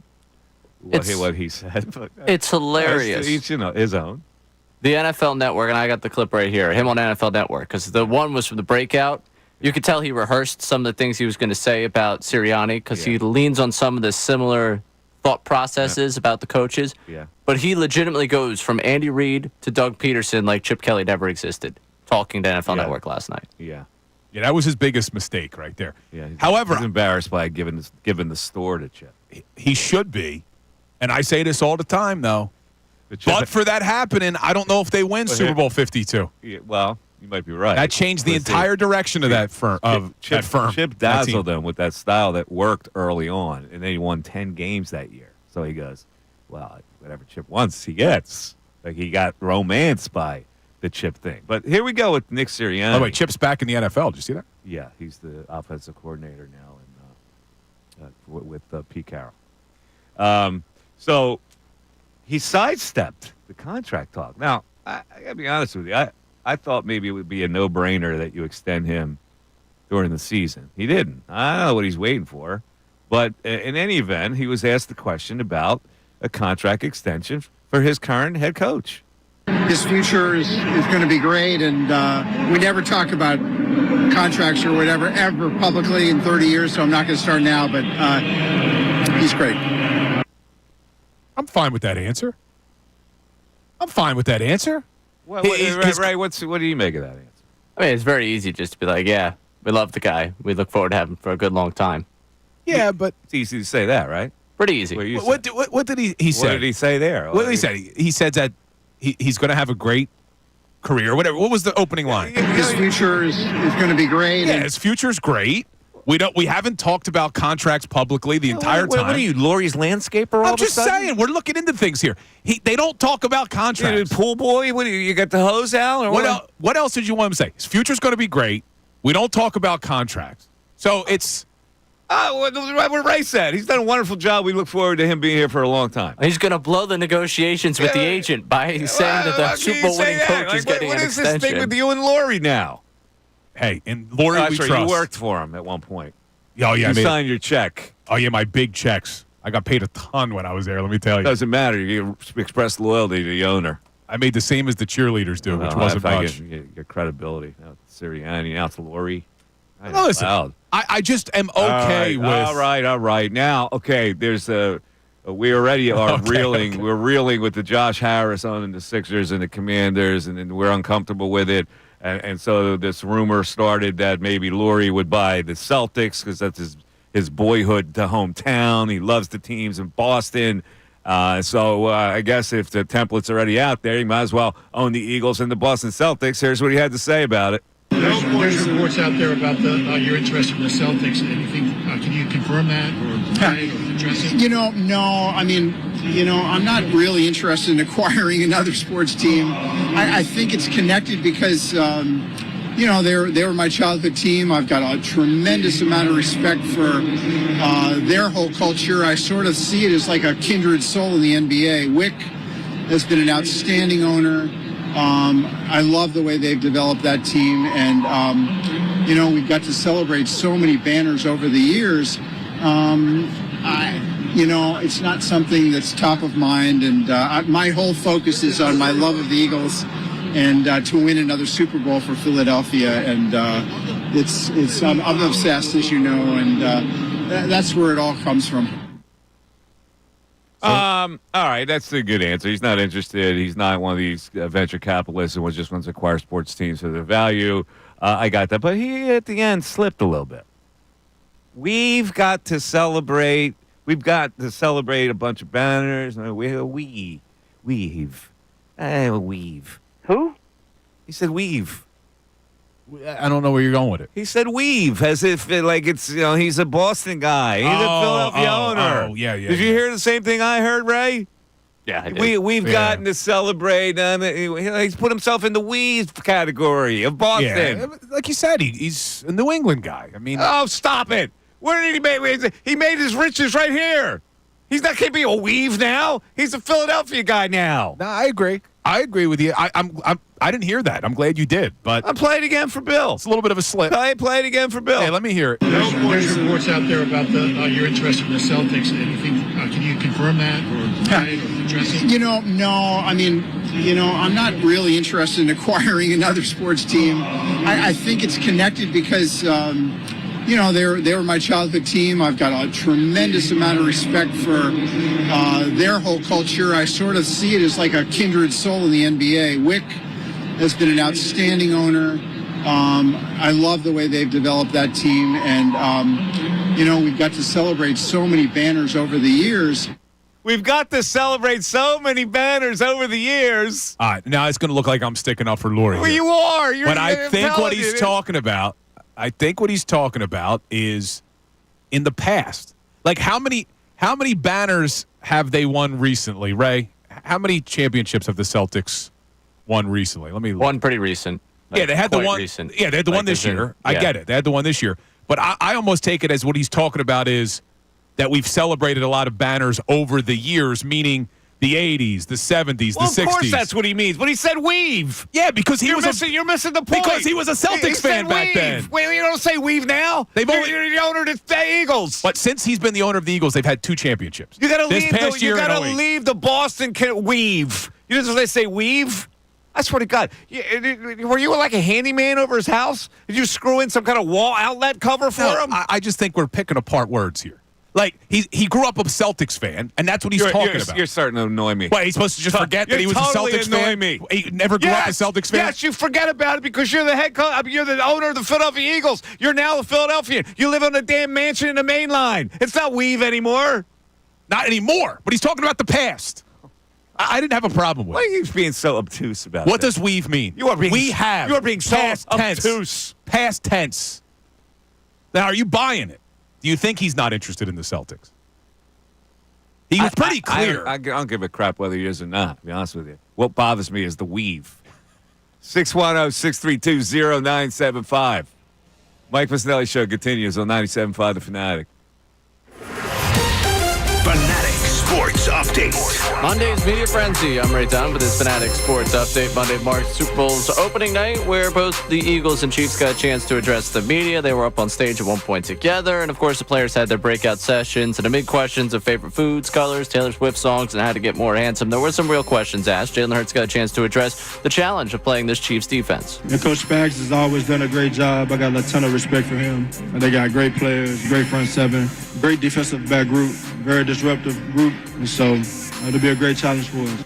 We'll get a chance to hear more from the Eagles today. First up today, the Chiefs will be addressing the media, then the Eagles later on this afternoon. Nick Sirianni scheduled to speak at 1:40. We'll get that for you right here on the Mike Missanelli Show. Elsewhere, the 76ers host the Mavericks tonight. Joel Embiid questionable to play tonight. You can hear the game right here on 97.5 The Fanatic. Flyers are in Utah to face the Utah Hockey Club. You can hear that game on 93.3 WMMR. This update is brought to you by Rapid Radios. Rapid Radio's instant push-to-talk walkie-talkies offering national LTE coverage. For a limited time, go to rapidradios.com now for 60% off and free UPS shipping. Add code radio and get an extra 5% off. I'm Ray Dunn, the home of the 76ers and the Flyers. 97.5 The Fanatic and 97.5thefanatic.com.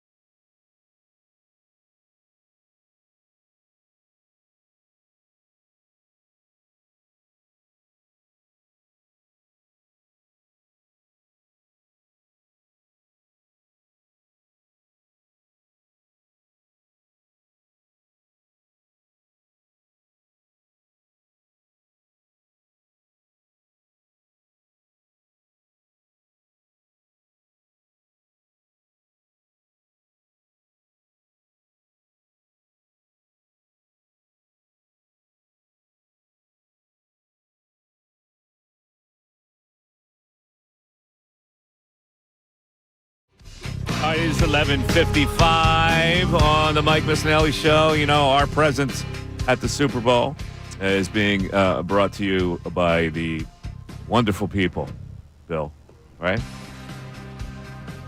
Where, FanDuel? FanDuel. Well, FanDuel's my peeps, man. I love the FanDuel app. That's your crew. Yeah, so they're helping us get down there. And that who's bringing us all this great coverage?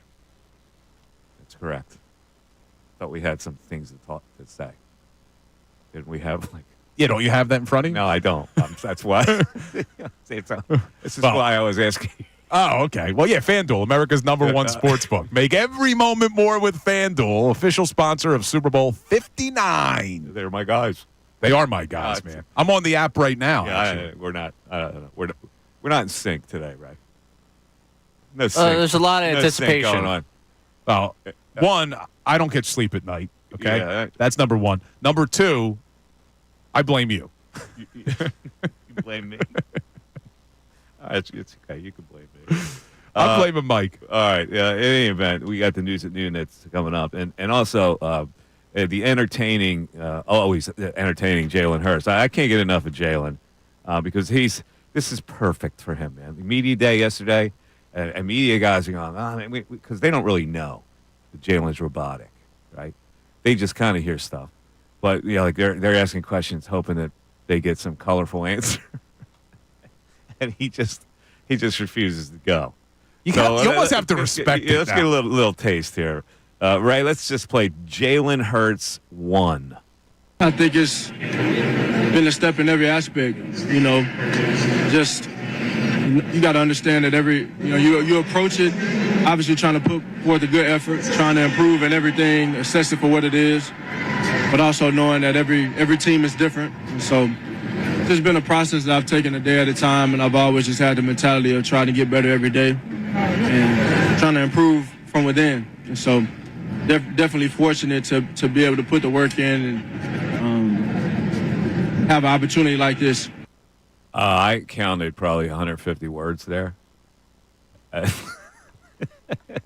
and not one of them made sense. It's such a general. I don't know. Let's go to Jaylen Hurts number 4 because this is another Butte. I think every game has its own lessons in it, and I know it's easy to draw back to the last moment we had here, but every game is equally important and has equal value. And so you want to take away as much as you can from all of these games, and I think how we've been able to evolve out the year, grow, get better, learn from things, the good and the bad. I think that's why we're here. All right, let's keep it rolling. You're okay over there? Yep. I'm starting to respect that he says nothing. All right, number 13. I think we might have a golden saying in this, right? If what I'm reading here, we might have another golden saying. I've learned. I've learned so much. I feel like I just answered this one, but I've learned so much. It's the same as any other game, and I think the moments are the moments. There but it ultimately, is. There it is. Every game has its lessons. The moments are the moments. That's right in there, Ray. Oh, man. Look, I'm telling you, you got to respect it. He don't give you anything. He's not going to give you any bulletin board material. Well, we got to play the moments are the moments as a drop. The moments are the moments. And, I think the moments are the moments, but ultimately. Oh, I love it. I absolutely love it. All right, you are. I can't get enough of him. You're listening to the Mike Missanelli Show on WPN HD1, Burlington, Philadelphia, Beasley Media Group station, broadcasting live from the Comcast Business Studio, powering possibilities. It is noon. Happy lunchtime to everybody out there. And you know what that means. It is time for the news at noon. There's a whole lot going on in this world. It's time to catch up. Here's the news at noon. 97.5 The Fanatic and 97.5thefanatic.com. All righty, the news at noon today is going to be focusing on some of the ridiculousness from NFL's opening night with the media day. I can't wait to hear this. So Ray Dunn has compiled it. Let's see what we got. All right, let's start it with a problem that I think is very familiar to a number of men in the Delaware Valley. We had a reporter talking about how his girlfriend goes on and on about Jaylen Hurts, how handsome he is, and tried to get some advice from QB1 didn't go so well for him. How can I get more handsome? Huh? How can I get more handsome? My girlfriend says I'm the most handsome quarterback in the league. Any advice? Like something to do with my hair? I'm desperate for anything. I don't know if I can help you on that one. That sounds like a DNA thing. That sounds like a DNA thing. That's classic. First of all, who would ask a question like that? That can't be a media entity that has anything to do with football, right? No, it's stupid. No. We know who asked that? No idea. No? All right. But it gave us this. That sounds like a DNA thing. It's like a DNA thing. New to your drop board. I like it. We're That adding. sounds like a DNA thing. Little by little, we're adding the Jaylen files. That is a good drop. All right, so Saquon Barkley got a ridiculous question, right? Yeah, everyone asked their favorites. I don't know if this was a kid that was asked the question or just someone that's trying to get a collection of everyone's favorite color. But Saquon was asked what his favorite color was and quickly realized what he said in the week in which he said it. My favorite color, I'm gonna go red. Oh, maybe that wasn't the right color to say at this moment, right?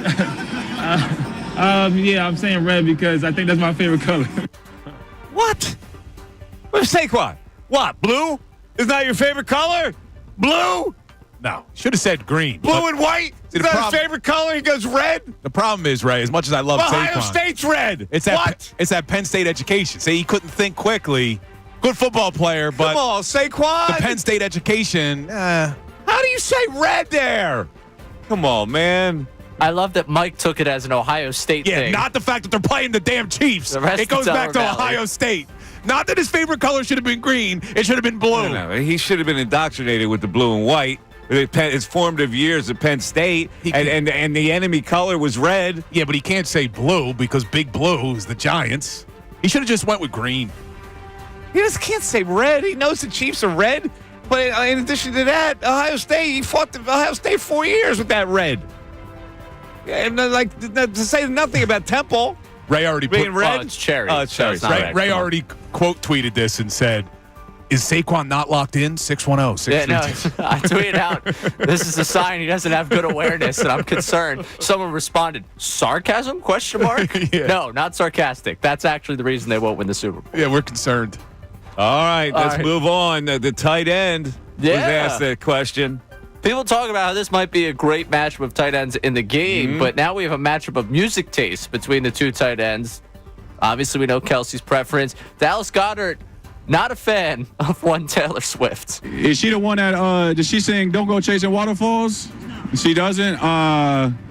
Man, Taylor Swift song. She's an incredible artist, but she ain't on my playlist. I think I'm he's more of the Philly guys, the Meek Mill. Obviously, been listening to a lot of Kendrick Lamar. Won't get to see him at the halftime show, but I'm sure he's going to put on quite the performance. Yeah, I'm sure he likes "My Baby Did Me Wrong" by some country ass artist. I think he's trolling. No, I don't think. He knows she didn't sing "Don't Go Chasing Waterfalls." Okay, obviously that part, but I thought he was trolling until he could not name a second Philly artist. And I honestly think he might have just been treading water there, trying to get through that question. Like, I forget every song I've ever listened to. Yeah, I think you're right. I think he's a country man. Dallas? That was Goddard, you said, right? Yeah. South Dakota? Yeah, I guess you're right, Dakota. But see, I think he was trolling with the Taylor Swift one, but then maybe you're right. Maybe he panicked. How was he trolling? By the Taylor Swift. Because everybody knows she doesn't sing "Don't Go Chasing Waterfalls," and everybody knows it's TLC. So how does he not know that? Well, because wasn't there something earlier in the media day? Vic Jurgens, they found out he doesn't know who TLC is. Yeah, because something that Vic Fangio says, or Jeff Stoutland says a lot, is "Don't go chasing waterfalls." I think he was maybe bringing that back. Is that what he says? To the point of this is, I thought he was trolling until he couldn't name a second Philly artist. Like Meek Mill, if you want to talk about a Philly artist, there you go. Like that's your saving grace there. Then he throws Kendrick Lamar in there, which is West Coast, not all that side. And I think he was very uncomfortable with the fact he did not have any music selection available for the people and tried to move past. Yeah, like he could have said Mannequin Pussy. That would have been a Philadelphia artist. He didn't go there though. Mike Missanelli would have dropped that. Oh, I bet you he goes there. In any event, let's go next here. Patrick Mahomes fandom as a kid. Another reason to hate him. Makes you hate him more. Might actually. All right, let's see what we got here. Might actually be the most hateable thing about him. Don't tell me. Cowboys fan growing up, and I used to hate the Patriots. I think more than anything, I appreciate the greatness of the Patriots more now when I see how hard it was to do what they did. I was a Cowboy fan growing up. You got to get more natural with that, brother. Oh, Come on, man. I was a Cowboy fan growing up. Wait, like, now you and I've battled because I told you I'm starting to hate Mahomes, and you said that you respect greatness. Are you coming to this side of the aisle? Are you starting to hate Patrick Mahomes No, too? I think he's brilliant. I can't hate brilliance, but that's like that voice bugs me. It's like a little Kermit the Frog. But it's like I'm not going to fall for no banana in the tailpipe. It's Yeah, like one of those voices that Sounds like Kermit. What we got next? All right. Back to Saquon. Back to Saquon. Him and Jameis Winston. Saquon got a little dig in the Giants while talking to Jameis Winston about where he could end up going in free agency. Hey, one more question, Saquon. One more question. In this free agency, man, I'm a free agent. I really don't got no job. Who should sign me in free agency? I think New York need quarterback right now. New York? Who? Okay, brother. Thank you. Who should sign him? He said New York. New York. Yeah, New York needs a That's pretty quarterback. good, man. Giants. He redeemed himself now. With Yeah, that was pretty good. I mean, because look, Daniel Jones was his buddy though, Yeah. and they released him. So that's why he said New York. Yep. All right. Last one for you, Mike. This is just for you. Very, very special final one for you. Inner excellence and A.J. Brown's book usage. You got a chance to explain it. I really don't know. One day I just brought the book out one game, started, I think, the Cleveland week. We played Cleveland, and I brought it out, and I was just flowing. That's my first game back, and I was just trying to stay locked in and let the game come to me, and because, as receivers, we want the ball, and we want to do this, we want to do that, but it's so much out of our control, and I was just trying to stay locked in, stay focused, and I know it's unorthodox, you don't see stuff like that, but to be honest, it don't matter. I don't really care, how people may perceive it, Yeah, first of all, lying because Ojomo gave him the book. He didn't buy no damn book. You think he bought that book? He didn't buy it. Or Ojomo gave it to him. Well, Jomo may have given him the name of the book. Maybe he bought it. He gave him the book. He gave him the book. Gave it to him, Yes. or said, "Hey, you want to check this He gave book him out?" the book. I just want to drive Mike nuts one Yeah, more I know. time before I send him off to New Orleans. 610-632-0975. We'll get back to the calls on General Knowledge Wednesday. We also have a great collection of more quotes from and more Jaylen, frankly. We've only scratched the surface with Jaylen's comments. It's the Mike Missanelli Show back after this. The Philadelphia.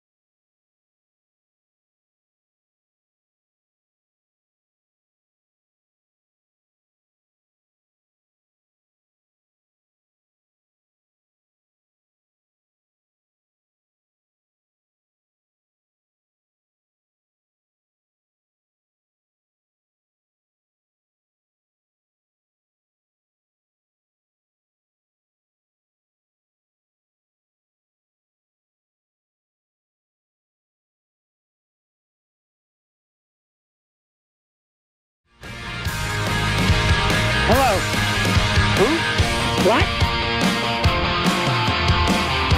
I'm on vacation. What's the matter with you? Your mind works in a very interesting way. Is this a joke call? Google me. Hello.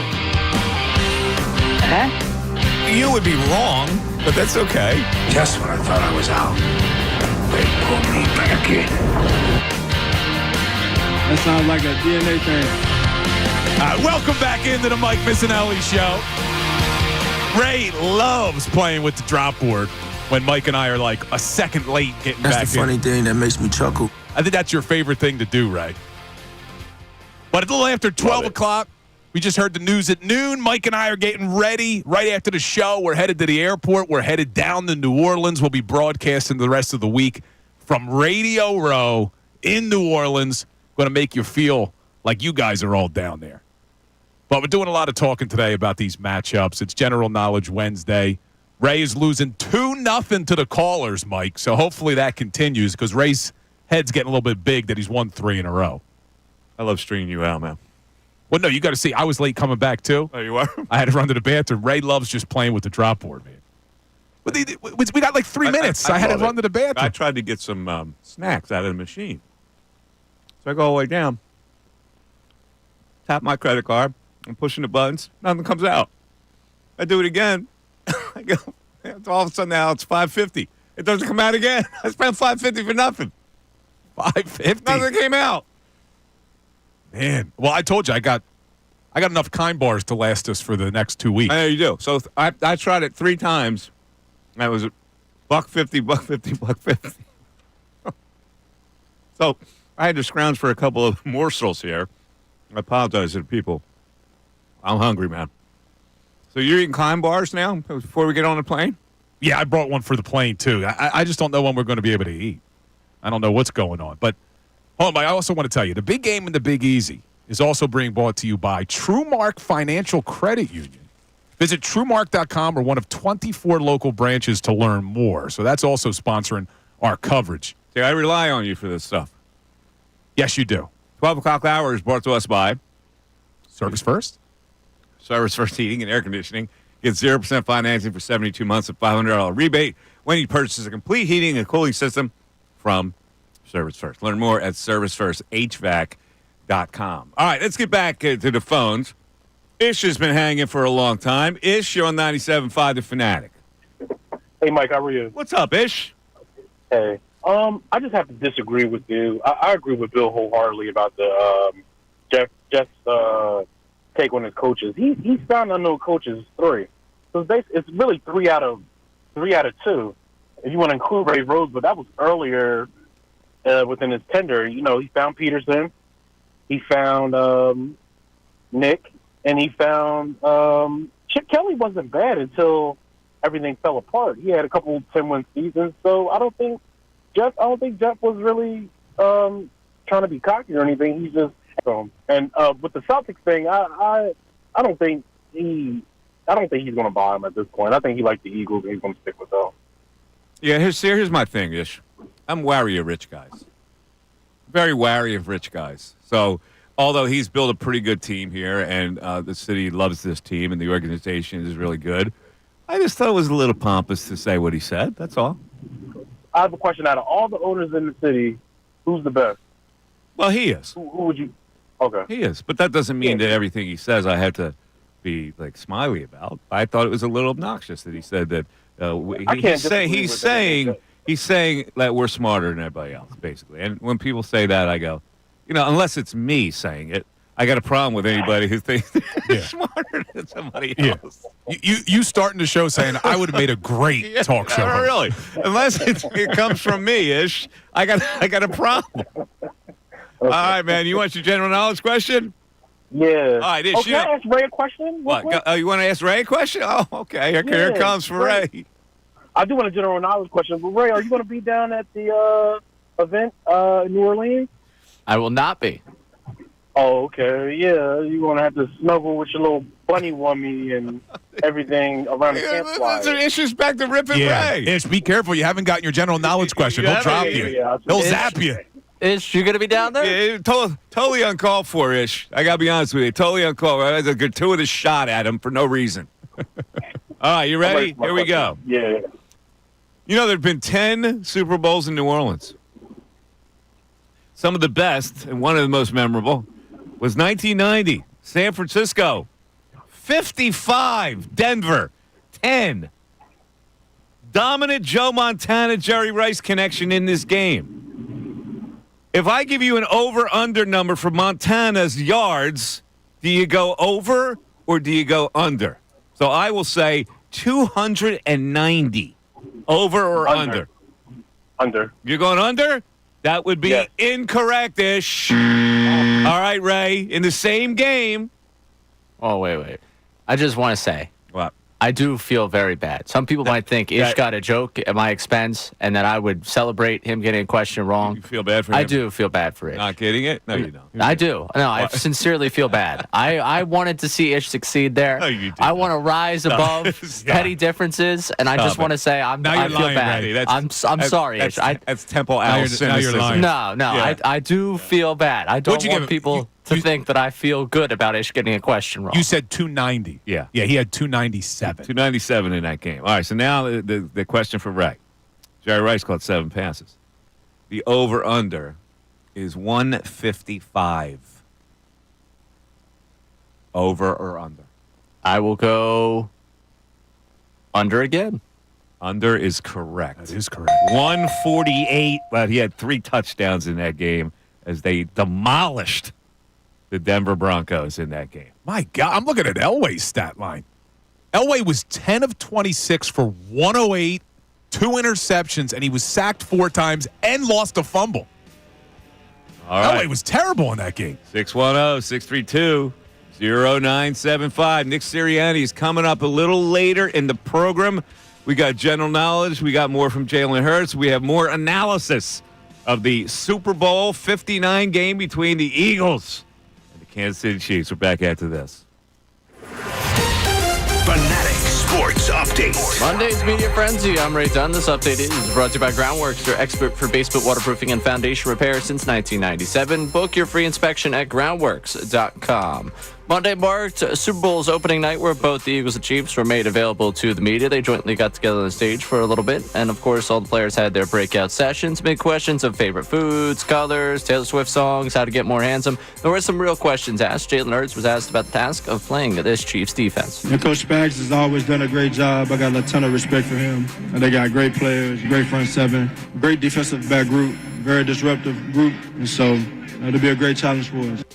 The Eagles made available again to the media later on today. The Chiefs have the first media session of the day. Nick Sirianni is scheduled to talk at 1:40. We will carry that one live for you, assuming he's not late, right here on the Mike Missanelli Show. Elsewhere, 76ers host the Mavericks tonight. Joel Embiid questionable to play. You can hear the game right here on 97.5 The Fanatic. Flyers in Utah to face Utah Hockey Club. You can hear that game on 93.3 WMMR.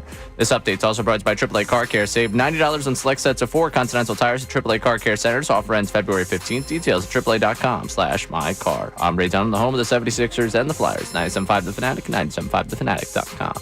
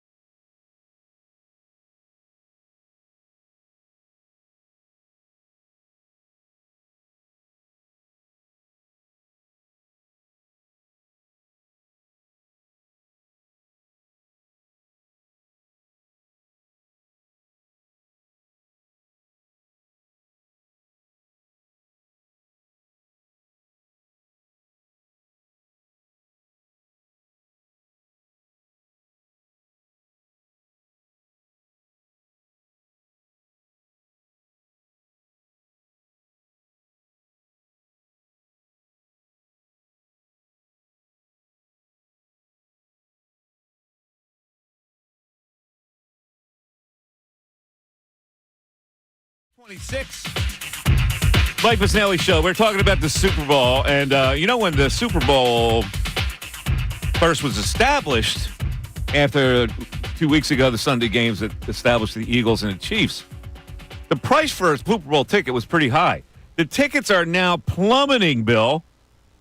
The cheapest ticket has fallen below $4,000. Yeah. That sounds like plummeting is relative. Plummeting is relative. Anyway, it's a 30% decline over the past week, and it's 50% cheaper compared to last year's record-breaking Super Bowl. There are many theories for this. One is Chiefs fatigue. Yeah, I could see that. Nobody wants to see the Chiefs anymore. And the other is the Eagles are a solid team, but they're not the splash team. So I don't know about that part of it. For the Chiefs, you're probably not getting a lot of Kansas City fans who have now been to 2 Super Bowls in 2 years, and they had the one before that. They probably aren't spending the money. It's not cheap, as you just said, even plummeting $4,000. I think that's probably what it is. Demand's probably down coming from the other team. I think Eagles fans are still traveling. I think people still want to see the Eagles. I think it is. It's Kansas City fatigue, both nationally and locally for the Chiefs. It's got to be. All righty. I'll tell you what's not plummeting. The price for advertisers. For commercials, you mean, or just to sponsor it? Commercials. The network originally had a price tag of $7 million for 30 seconds of ad time. There's been such demand that they have now pushed the price up, just like a house. Like now you have to outbid what the price of the house is. They've sold at least 10 of the Super Bowl commercial spots for $8 million and more for 30 seconds. It's gonna be a lot of eyeballs. That's why, man. Is there anybody who doesn't watch the Super Bowl in the United States? Well, it's interesting because the game, apparently, according to ticket sales, is a little lackluster. So you would think the price for ads would go down a little bit, but apparently not. No, you're talking about two different things. One is the in-game experience. But that judges the interest in the game a little bit, doesn't it? Not necessarily, because you look at the NFL, I'm obsessed with watching football from my couch. You are. From my couch. But I think there's a lot of casual watchers of the Super Bowl that pump that number up. But what I'm saying is I think that there are more people who would rather watch football on their television than go to the game, no matter how big of a game it is. Even the NFC Championship, there are people who would have rather been at their homes in Philadelphia than down at Lincoln Financial Field. It's a better experience on TV. It really is. You get better views, more information. I don't want to go to games anymore. I used to enjoy it. I used to like going down there. Now I'd rather sit on my couch with my big screen TV. I think there's a lot of people who agree with that. Well, of course. but it's the same thing with the Super Bowl. Well, I get it. People have a Super Bowl parties a whole bit. I get it. It's $8 million. It goes up every year. 30 seconds, $8 million. It's good to be a network, isn't it? Is Briganti by the Bay advertising? I was willing to pay $500 for an ad. And I called them. I said, "Listen, Briganti by the Bay would like to advertise our wine. I got $500. Can you accommodate me for 1 second of advertising?" I don't even think they get you a second. It would be so quick. A second. Don't get I want to give a shout out. Speaking of, I know you did this to your buddy, but I want to do this to my buddy as well. I got a guy. His name's Len LaRosa. Now, he was on the basketball team with me in Bristol High. We were buddies. We were really close buddies. Yeah. He became a PIAA referee, basketball referee. Tonight, he is doing his last game. 50 years. Wow. As a referee. He has repped in 20 district championships, 3 state semifinal games, and 1 state championship game. We grew up together, and we spent hours playing basketball in my backyard. I had a basketball hoop in my backyard that my father built, actually. Well, he got a welder to build it. It had an overhang and the whole thing. Yeah. But my father, like I said, listen, I don't want any more Christmas presents or birthday presents for the rest of my life if you would just put down blacktop in the backyard. Did he do it? No. We had to dribble on grass. I go, so I knew at that point, I go, I better focus on baseball, right? But here's the best story ever. I would have kids in the neighborhood. We had wars in my backyard, like 3-on-3 wars. Yeah. And it would get dark. And we'd be playing. I go, oh, it's too dark. I got an idea. Now, my parents were on vacation. My father was a movie, 8mm camera movie buff. He would take pictures of the family. And he would show them on a like a projector screen. Yeah, you have the projectors. Right? Yeah. So and back then, you had to have a light rack to light up the room before you could take the 8mm film. So it was like 4 hot floodlights on a rack that you would have to hold up. These things got hot as blazes, right? Because you can only put them on for like 20 seconds. I didn't know that. So I got an idea. I run upstairs to my attic. I find a light rack. I tape it with duct tape in a window, my upstairs window, which made my backyard look like Citizens Bank Park. These 4 lights are going on. Boom, I got it perfect in the window, and we're playing into the night. Oh, man. Buddy of mine goes, Mike, I smell something. I look up.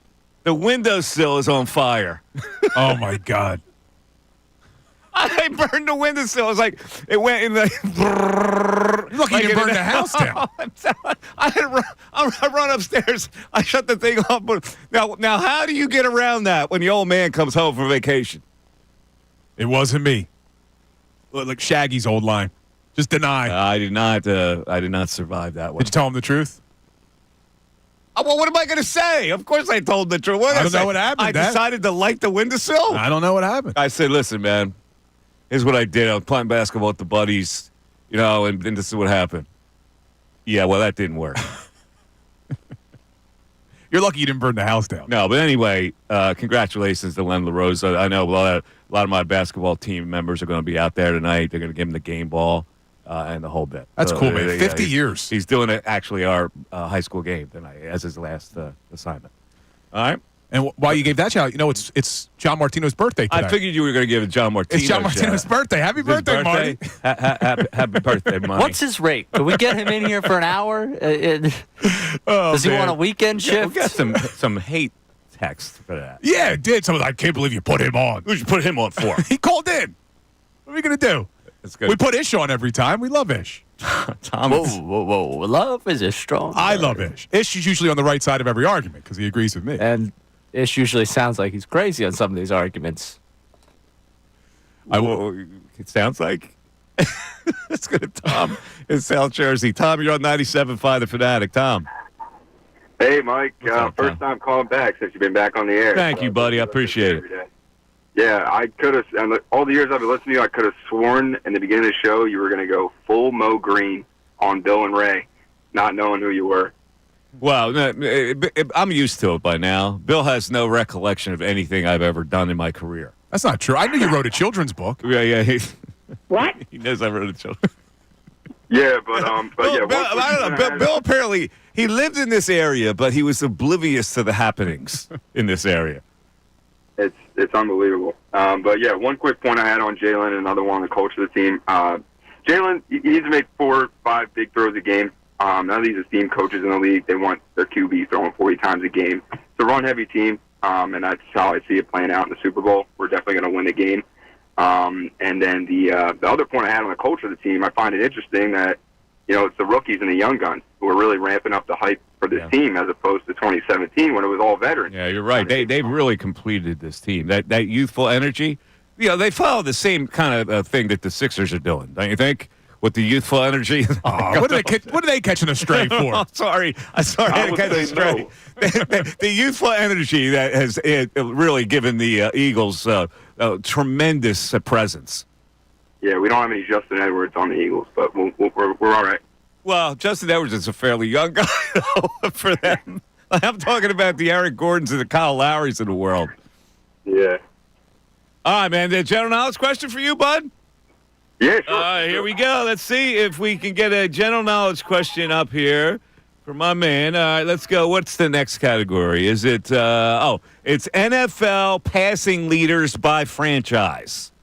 All right, so if I give you the Commanders / Redskins, All-time passing leader. I'm going to have to go with Joe Theismann. That is correct. Joe Theismann. Correct. That's the third correct answer for the audience today. That's a All good right, one. Ray. The all-time pass leader for the Carolina Panthers. Ooh. Let's go Cam Newton. Correct. Yeah, that's a good one. Ray, what were you going? Were you going to go with Jake Delhomme for a second there? No, I was Oh, trying you to are? think if there was anyone more obvious than Cam Newton because I might have gone Jake Delhomme. He was there for a while, wasn't he? He was. Well, how close did he get? Cam Newton pull him had up. 29,725. Yeah, that's 30,000. That's pretty good. I'll tell you right now. What did he have? So career passing leaders.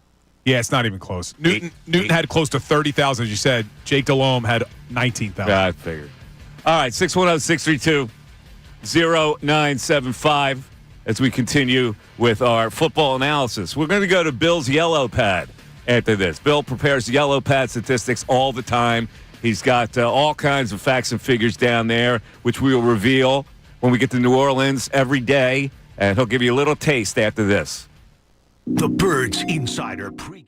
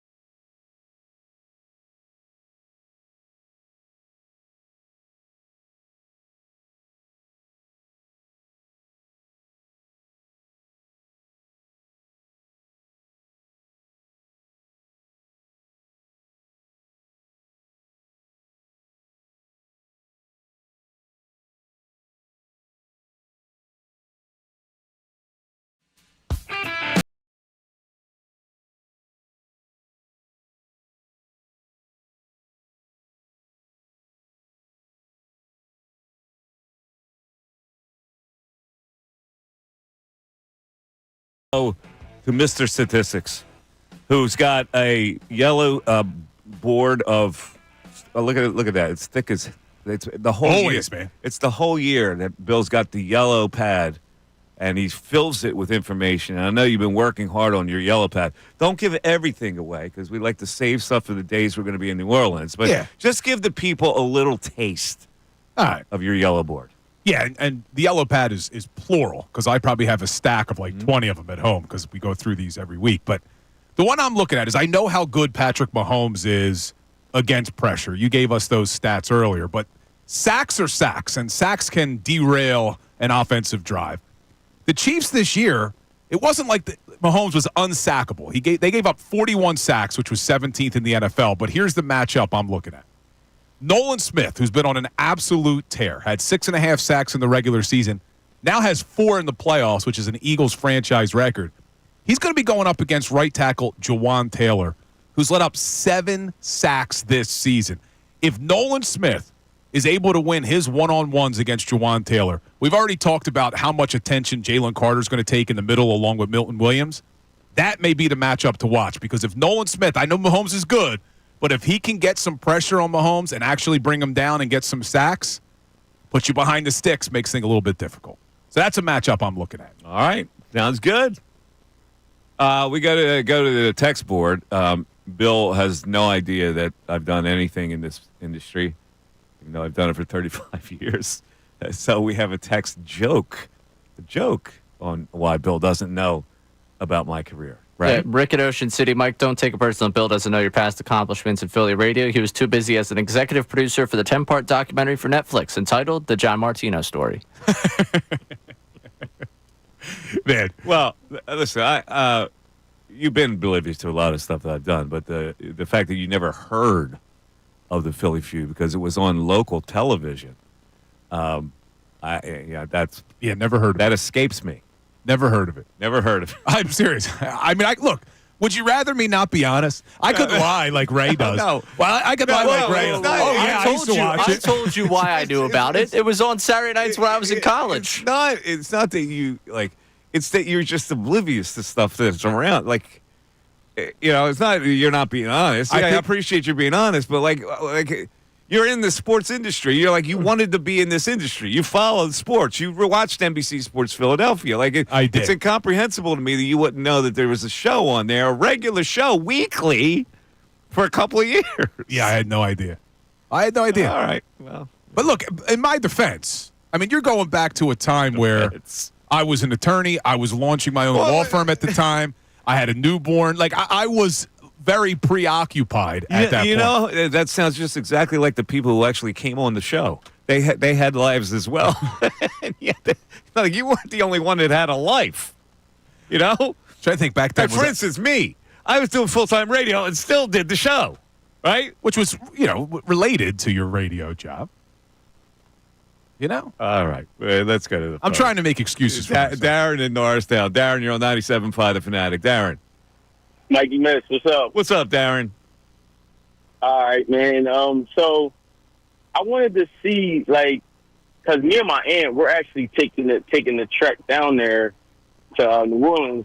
So how does the whole radio road thing, how does that work? Yeah, well, you guys can't unfortunately get in to see it. It's exclusive, and you have to have credentials to get in. I would love for everybody to be able to come in, but I guess they feel it's a distraction, so we have to do our shows and concentrate on our shows. But it's the media outlets who requested to broadcast there, and they hook them up and all the electronical stuff, and we get our engineers and producers there and all that stuff. So we do the show. It's just from an area, like a table that they've set up for us, and it'll be on YouTube, so you'll be able to watch it. That's pretty cool, though, that everybody's all in the same place. Yes. Yeah, and surprisingly, I know it's weird because you would think you hear all the noise from other shows that are broadcasting, but you really don't. It's weird the way the sound just stays with you. Right. Yeah. No. So then, but the players, the celebrities and stuff, they can go in there though, right? Yeah. The level of guests varies. Well, I'll see a big guest, and we'll send our producer over there to corral him. And, hey, can you do Philly radio for a little bit? And then we have our own guest that we've arranged to come on. Now, do you think there's any chance, like, we'll be walking in and someone's going to be like, wait a second, that was the host of Philly Feud? Is that possible? There's more of a chance Is of that that. possible? There's more of a chance of that than you actually recognizing it. That's hilarious. Yeah. So we're going to grab all the guests that we can that are important. Like I gotta go for like somebody that doesn't matter to the Philadelphia audience is just boring people. So if we got anybody that connects that we think connects to the Philly audience, we're going to try to grab them. Gotcha.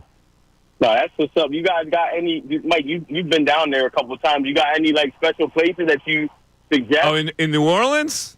Oh, yeah. Dude, you can walk 3 feet and find a place. In the French Quarter, it's pretty amazing. The bars and the restaurants, that are down there. You just walk in, grab an afternoon beer, hear jazz anytime you want. Fantastic food city. Might be the best. Yeah, actually. That's why my aunt loves it because she's a big foodie. So yeah, no, it's a great time. But like I say, it's a 3-day town. Like you get exhausted after a while. All right, man. You want a general knowledge question? Yeah, I need that. All right, here we go. The general knowledge question is this. What type of insulation causes a disease called mesothelioma, much to the delight of lawyers everywhere, including Bill? Insulation. Oh, the insulation. Insulation that caused the disease, and then it was taken off the market and had to be ripped out of all these buildings. Also found in brake pads, my understanding. Yes. I know what this is too.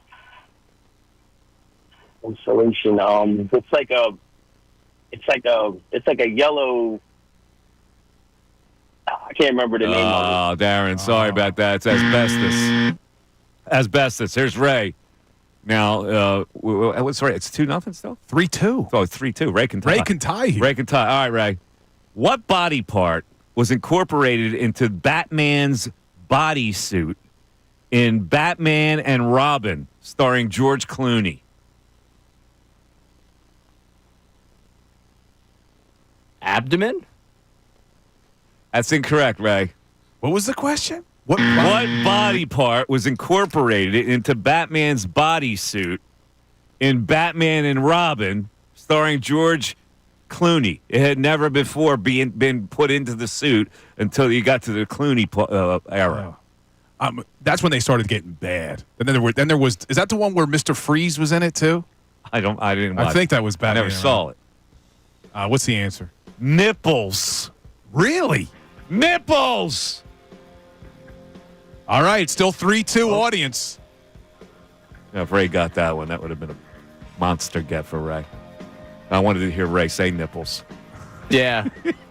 I never saw the movie, but I don't imagine I had a lot of focus on George Clooney's nipples ever. There it is. He said it. Continues after this. Fanatic Sports Update. Monday's Media Frenzy. I'm Ray Dunn. This update is brought to you by Hand & Stone. Roses, chocolates, predictable. This Valentine's Day, give a gift from Hand & Stone. Save $30 on a 1-hour massage or facial, or get $60 off our Serenity package. Go online or visit one of the 60 spas in this area to purchase today. Restrictions apply. See spa for details. Monday marks Super Bowl's opening night, where both the Eagles and Chiefs got a chance to address the media. They were on the stage briefly together with one another, and of course plenty of breakouts for the players. Amid questions of favorite foods, colors, Taylor Swift songs, how to get more handsome, there were some real questions asked, and Jaylen Hurts was asked what it's going to take against this Chiefs defense. And Coach Spags has always done a great job. I got a ton of respect for him. And they got great players, great front seven, great defensive back group, very disruptive group, and so it'll be a great challenge for us. We'll hear more from the Birds later on today. Nick Sirianni scheduled to talk today at 1:40. We plan on carrying that live for you right here on the Mike Missanelli Show. Elsewhere, 76ers host the Mavericks tonight. Joel Embiid is questionable to play tonight. You can hear the game right here on 97.5 The Fanatic. Flyers are in Utah to face the Utah Hockey Club. You can hear that one on 93.3 WMMR. This update's also brought to you by Discover. Discover wants everyone to feel special. That's why double all the cash back you've earned on your credit card at the end of your first year with Cashback Match. See terms at discover.com/credit card. I'm Ray Dunn, the home of the 76ers and the Flyers. 97.5 The Fanatic, 97.5thefanatic.com.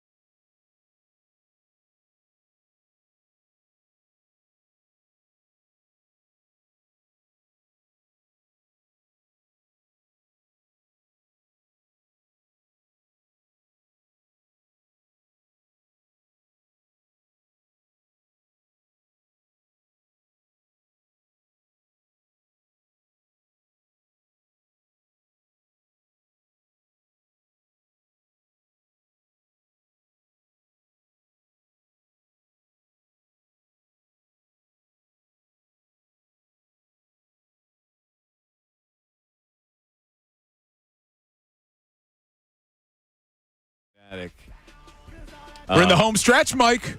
We are. We're headed to the airport right after this show, and maybe even before, because Nick Sirianni's coming on at 1:40.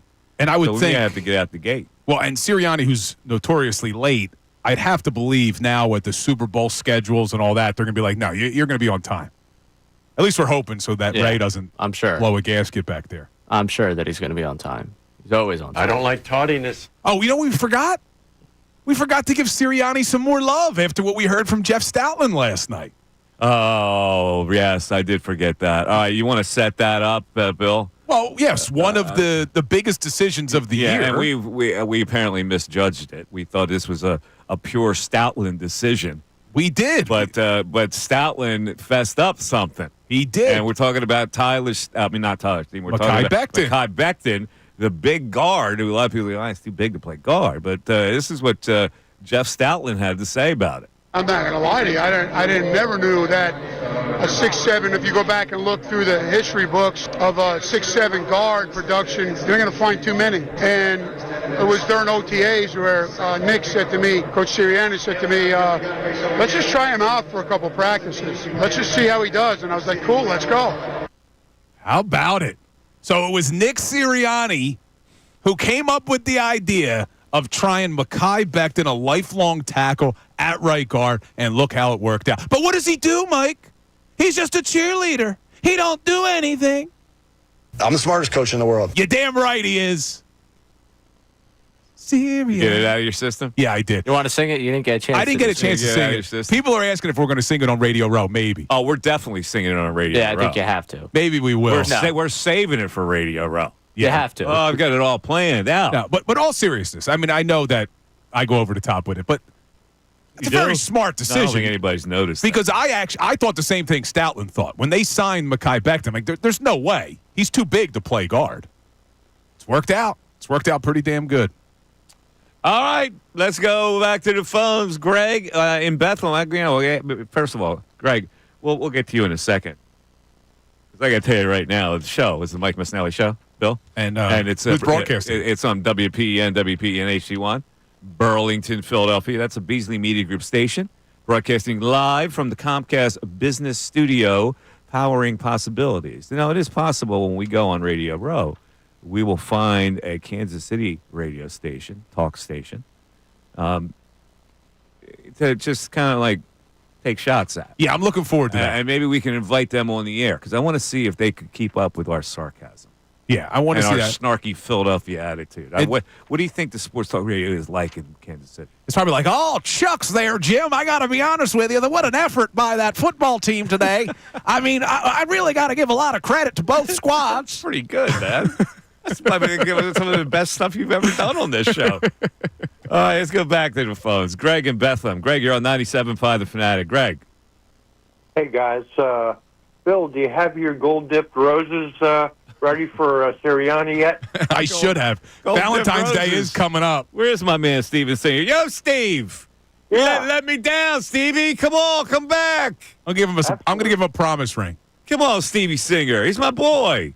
Yeah, absolutely. All right. Hey, we've chopped up the Super Bowl pretty well in any direction you think of, but one of the things I haven't heard anybody really talk about is underutilized offensive plays. To me, it seems like we've underutilized the quick slant to AJ all season. And I just wondered what your thoughts were. I totally listen. If you listen to me, I think they should run it 10 times a game. I don't understand why they don't go to it more. It's such, to me, an easy pass to complete. Now, sometimes the linebacker will pinch and prevent that. But the guy's so strong. He can wedge his way into a 10-yard completion almost any single time. Yeah, he's got a big body. I mean, it seems like it's tough to get around him. If he gets the defender stacked, it's pretty tough to stop. I don't know why they don't use it. Yeah, I definitely think it's underutilized. Okay. Well, that was my main thing. All right, buddy. General knowledge for you, Greg? Yeah, sure. Okay, Greg. Let's go to the Super Bowl questions. Super Bowl in New Orleans. They've played 10 games in New Orleans. We last referred to the San Francisco 49ers and Denver Broncos game. So let's go to, these are, maybe you're an old school guy, right? You can go back, can't you? Let's go to this one. Super Bowl 31, January 26, 1997. The Green Bay Packers 35, the New England Patriots 21. There was a 99-yard touchdown in this game, kickoff return for the Green Bay Packers. Who returned it 99 yards for a touchdown? Oh, boy. I don't know. He is currently on television working for ESPN. And he won the MVP that game, didn't he? Yes. He went to Michigan. I know you're trying to help me, and I'm not making any progress. You got the Ziggy on that one. His first name is Desmond. Desmond Howard, 99 yards. And then if Green Bay Packers. If my memory serves me correctly, didn't he miss the kickoff to start the second half because he was changing his pants? You might be right about that. I feel like I remember that being a weird fun fact from that game. All right, Ray. Hey, real quick, before we we got breaking news? further. Yeah, we do. Uh-oh. I don't know where the breaking news sounder went in here, but we got some breaking news. And I see it. Yeah. Sixers related. Did they trade Paul DMP? Now, breaking sports news from 97.5 The Fanatic and 97.5thefanatic.com. Bill's boy. Yeah, he's gone. He's gone. Off to the Mavericks. Caleb Martin has been traded to the Dallas Mavericks. That is according to Shams. And they get Quentin Grimes. And that's it. Oh, wait, the Sixers are giving up Martin and a second-round pick for Grimes. No. Dallas is sending Quentin Grimes and Philadelphia's 2025 second-round pick back to the Sixers. Okay, we're getting the pick back. All right. Yeah, say that again so that the listeners get it accurately. All right. We got breaking news. According to Shams, Caleb Martin headed to Dallas in exchange Quentin Grimes and the Sixers 2025 second round pick coming back to Philly. So Quentin Grimes and the second round pick to Philly, Caleb Martin to Dallas, and that's your news. Man, that was a big signing for the Sixers too, getting Caleb Martin. Didn't really work out. I was excited when they signed him. What was I? I know, Mike. I have given you your flowers on this. Every single thing you've said has come true with the Sixers so far. You're absolutely right. It's been every single thing. Everything. Everything. Yes. Like, you've been wrong about the Eagles. You've been wrong about the Phillies, but I'll give you the Sixers. Now, Quentin Grimes is a good shooter. And at one point, the Knicks really thought they had something there. And since then, he's kind of leveled off. So he at least can make a three-point shot. And that's the value in Quentin Grimes. Is this going to help the Sixers? Well, no. Is this them waving the white flag on the season? Or No. I mean, Quentin Grimes is going to give him more than Caleb Martin's giving him. You see the way Caleb Martin shoots the ball? He's like Greg Louganis when he shoots it. He's got a terrible shot, man. He's got a terrible shot. I was just excited because I looked at wow, look what Caleb Martin did against the Celtics when he was with the Heat. All right, moving on from the Caleb Martin era. I thought it was going to be Paul George, man. Hey, don't. Trade deadline's not until Thursday, so it's possible. Yeah, Thursday. We'll be in New Orleans, but if something shakes down, maybe they're using Quentin Grimes as a trade bait for something else. Could be. All right, Ray, we owe you a question. That's true. Super Bowl 1986. Buddy Ryan, Mike Ditka's Chicago Bears team, 46-10 over the New England Patriots. Their defense was intimidating, but there was a special 1-yard touchdown in that game. By who for the Bears? The refrigerator. Oh my gosh. I could see that. That's all right. You got the the fridge right. is enough, right? William, the refrigerator, Perry lining up as a running back in the third quarter, plunges in for 1 yard at a play they would use frequently after that. So there you go. Ray has what? Gone ahead? No, it's 3-3. Oh, we are 3-3 in the final hour of the program. Yeah, come on, caller. Step it up. I'm not leaving for New Orleans with Ray saying they haven't beaten me in months. 610-632-0975. The drama. You can cut it with a chainsaw. We're back after this. The big game in the Big Easy.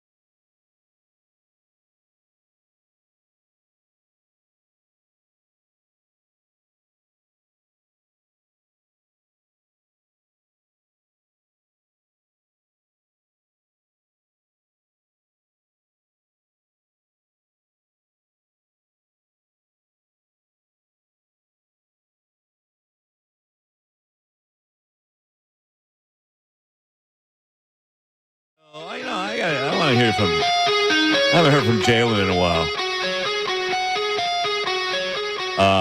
I think we got another soundbite here. I think we might have another clip here. This is Jaylen Hurts, 16, talking about the journey. Oh, I think this is gold. All right, Ray, we got it? Let's rock it. It's just been a journey. It's been a journey. I always say there is no arrival in this journey. There it All is. you have is the journey. And you just have to take it a day at a time, you know. For me, it's been a lot of experiences, a lot of lessons, a lot of transformation, and being able to grow from things and learn from things. And that's just what I've always valued myself on, being able to learn from the good and the bad, take them all in as the same, and continue to improve. All right, so there it is, Bill. It's a journey, but there is no arrival to this journey. It's just the journey. Now, we see him at these press I conferences. love that one. Do you think he talks like this in his private life? Yes. Like, you think Yes. his girlfriend or fiance Yes. is like, what do you want for dinner? Well, You know what nourishes me? Not so much food. yeah, exactly. The idea of pursuing the food. Yeah, that's exactly right. Oh, that's awesome. Hey, listen. man. That's gold right there. And if he wins the Super Bowl on Sunday, I will love him forever, man. You know what Just I'm hungry bring us that for? Super Bowl. Success. I'm not hungry for Yeah. your material food. Hey, hon, Jaylen, do you want dinner? Well, define hunger. Because It's not about the food at the this table. is It's about the food that you're This pursuing is for life. gold, man. These drops. All right, back to the phones. That sounds like a Vicente. DNA thing. It is a DNA I thing. love him. Vicente checking in again. What's up, Vicente? Hola, amigo, Mikey Me. Hola, Vicente. ¿Cómo está, mi I'm so amigo? excited. You're going over to the Radio Row in New Orleans, so I'm going to be watching YouTube for sure. Yes, you got to count. I'm curious. Yeah, I'm curious to know how this goes. So I've never actually been on any television when I've been down there many times at the Super Bowl. So this is going to be interesting, the YouTube broadcast. yeah, let me give you a warning, too, Vicente, about the YouTube chat. They're pretty relentless, and they don't hold back, so just be ready. We got a great chat, but they love to come at me, sometimes at Mike, too, so just be prepared. I'll tell you something. I got experience on TV. Our friend Mike Missanelli invited me to represent the fans on the Phillies Feud. That's right, Vicente. that's right. He was on. Vicente was on the Philly Feud. Who else was it? Who were your teammates, Vicente? The guy, Bill from Westchester, or Mike from Westchester. Oh, that was it wasn't Mike from Westchester. It was I forget. Drew from Westchester. Yeah, it was Drew from Westchester. Yes, you're correct. Yes. Was that a YouTube show, or was that on television, the Philly Feud? On television. You know, in fact, I do not accept your apologies and your excuses that you're a lawyer and you were having a fun. I am an engineer. I was dealing with roadways and stuff, and I didn't make any excuse. I said, yes, let's go and film this thing. Yeah, I know. I think I made Vicente mad at me. We were connected yesterday, me and you, man. Don't come at me with that big ring you were wearing yesterday. Did you see that Eagles ring he was wearing? I saw that. Yeah. Okay. And so that night, it was fantastic because we fought against Tyrone Powell. Tyrone, from the radio show later on. It was a fun night, especially that night, because I remember Anthony Gargano going crazy when he missed the question. He went berserk. So I want you to, if this celebrity goes and walks by Radio Row, Bradley Cooper won't deny you. You know, he will be more than willing to interview because he's from Abington. He's from Philly. Yeah, but there's no way he's walking through there, though. Yeah, Right. I mean, you know. Let's say, you know. Yeah, he's not he's too big for that thing. Okay. Nos encantaría entrevistar Bradley Cooper. Porque no visitar? Nos encantaría también. If Paul Rudd comes over, he's from Passaic, New Jersey. I can't believe he's rooting for Kansas. Yeah. You know? Well, listen, if Bradley Cooper walks through there, we're going to grab. He's a two. Like one of our, like Vito will make a beeline to him. Vito, get there! Get him! Yeah. All right, man. Yeah, come over. Robert Neal is here. Bob De Niro. All right, Vicente. General knowledge? General knowledge? Yes. Sí, amigo. Okay, let's go to... Now, you know music, right? You're a big music guy. I guess so, yes. All right, so these are #1 hits of the 2000s. So if I say to you, I Kissed a Girl, who did that song, 2008, I Kissed a Girl? I kissed a girl in 2000. 2008, I Kissed the Girl. Oh, I 2008. Kissed the Girl. And I liked it. Yeah, Like the that's taste right. of her cherry chapstick. Yes, Come on now. That's correct. Okay, I don't know, but it Besé una chica. Sí, besé una chica. Maybe Ed Sheeran. I'm not quite sure. Oh, sorry, man. That was Katy Perry. Katy Perry. Katy Perry. All right, Ray, you can take the lead here.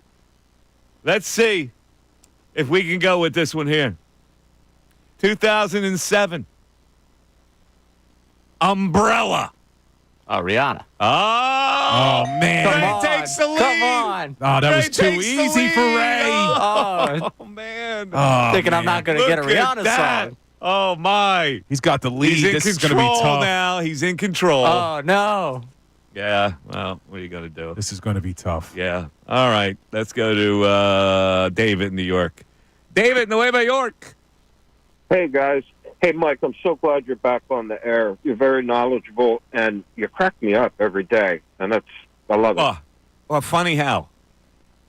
like I'm here, like I'm here to amuse you. You know, you have a very dry sense of humor, and I pick up on all that, so it's quite entertaining. That's interesting because none of these guys pick up on. Yeah, David, it's wonderful to be on the other side of I it. can count the amount of laughs I get from these two on 3 fingers.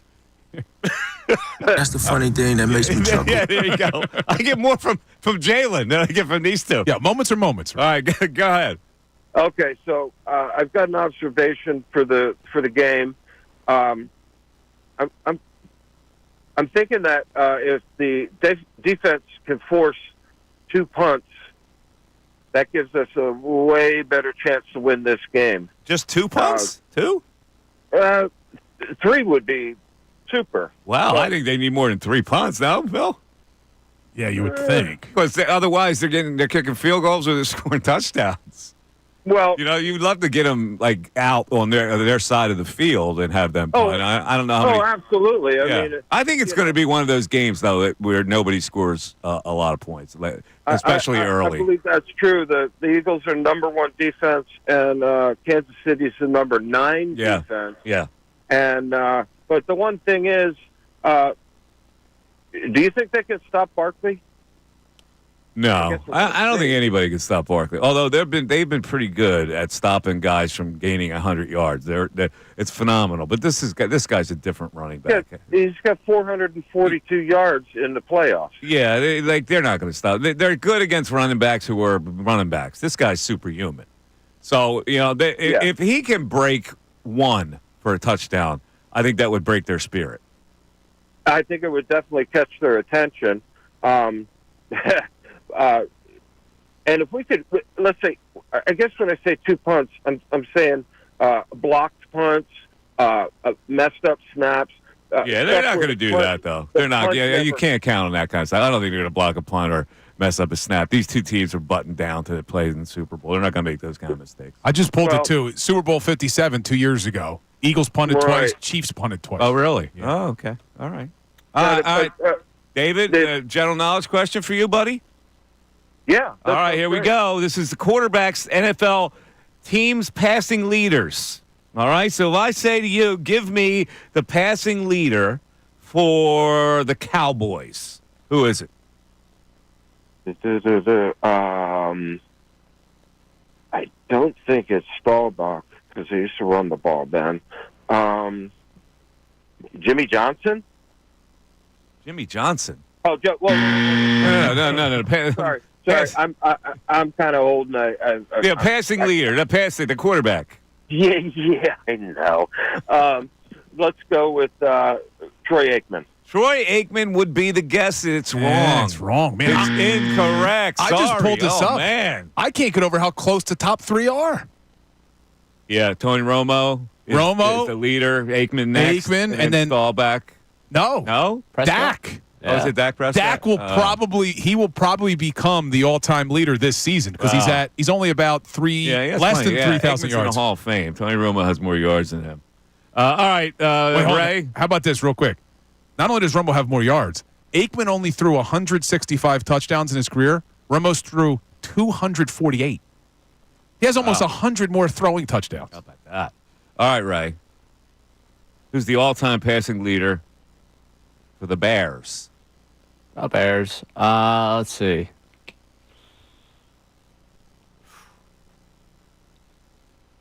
Dude, they got a really gross recent quarterback history. Really, all time, don't they? Yeah. They're the ones that haven't had the, 4,000-yard passer for a season? Yeah, I don't think you're going to get this. I just pulled it up. I don't think you're going to get this one. Yeah. I will say it's not even close. This guy is almost 10,000 yards more than the second-place passer. Good God. All right. Let's,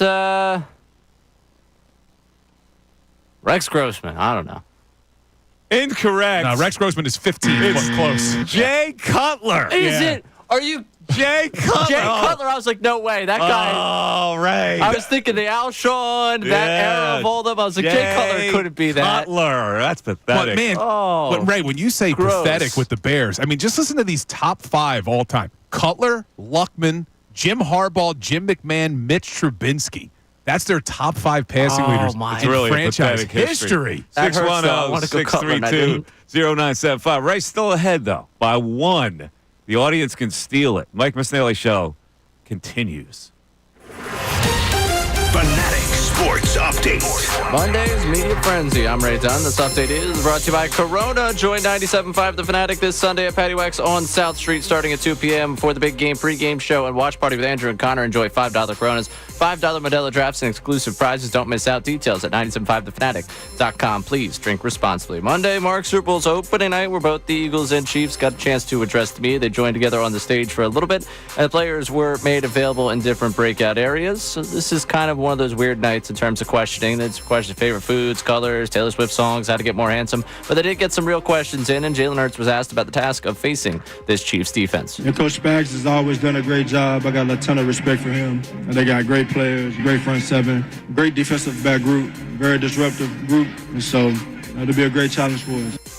Eagles will be made available again to the media coming up very soon this afternoon. Nick Sirianni scheduled to talk today at 1:40. Elsewhere, 76ers host the Mavericks tonight. Joel Embiid questionable to play. You can hear the game right here on 97.5. The Fanatic Flyers in Utah to face the Utah Hockey Club. You can hear that game at 93.3 WMMR.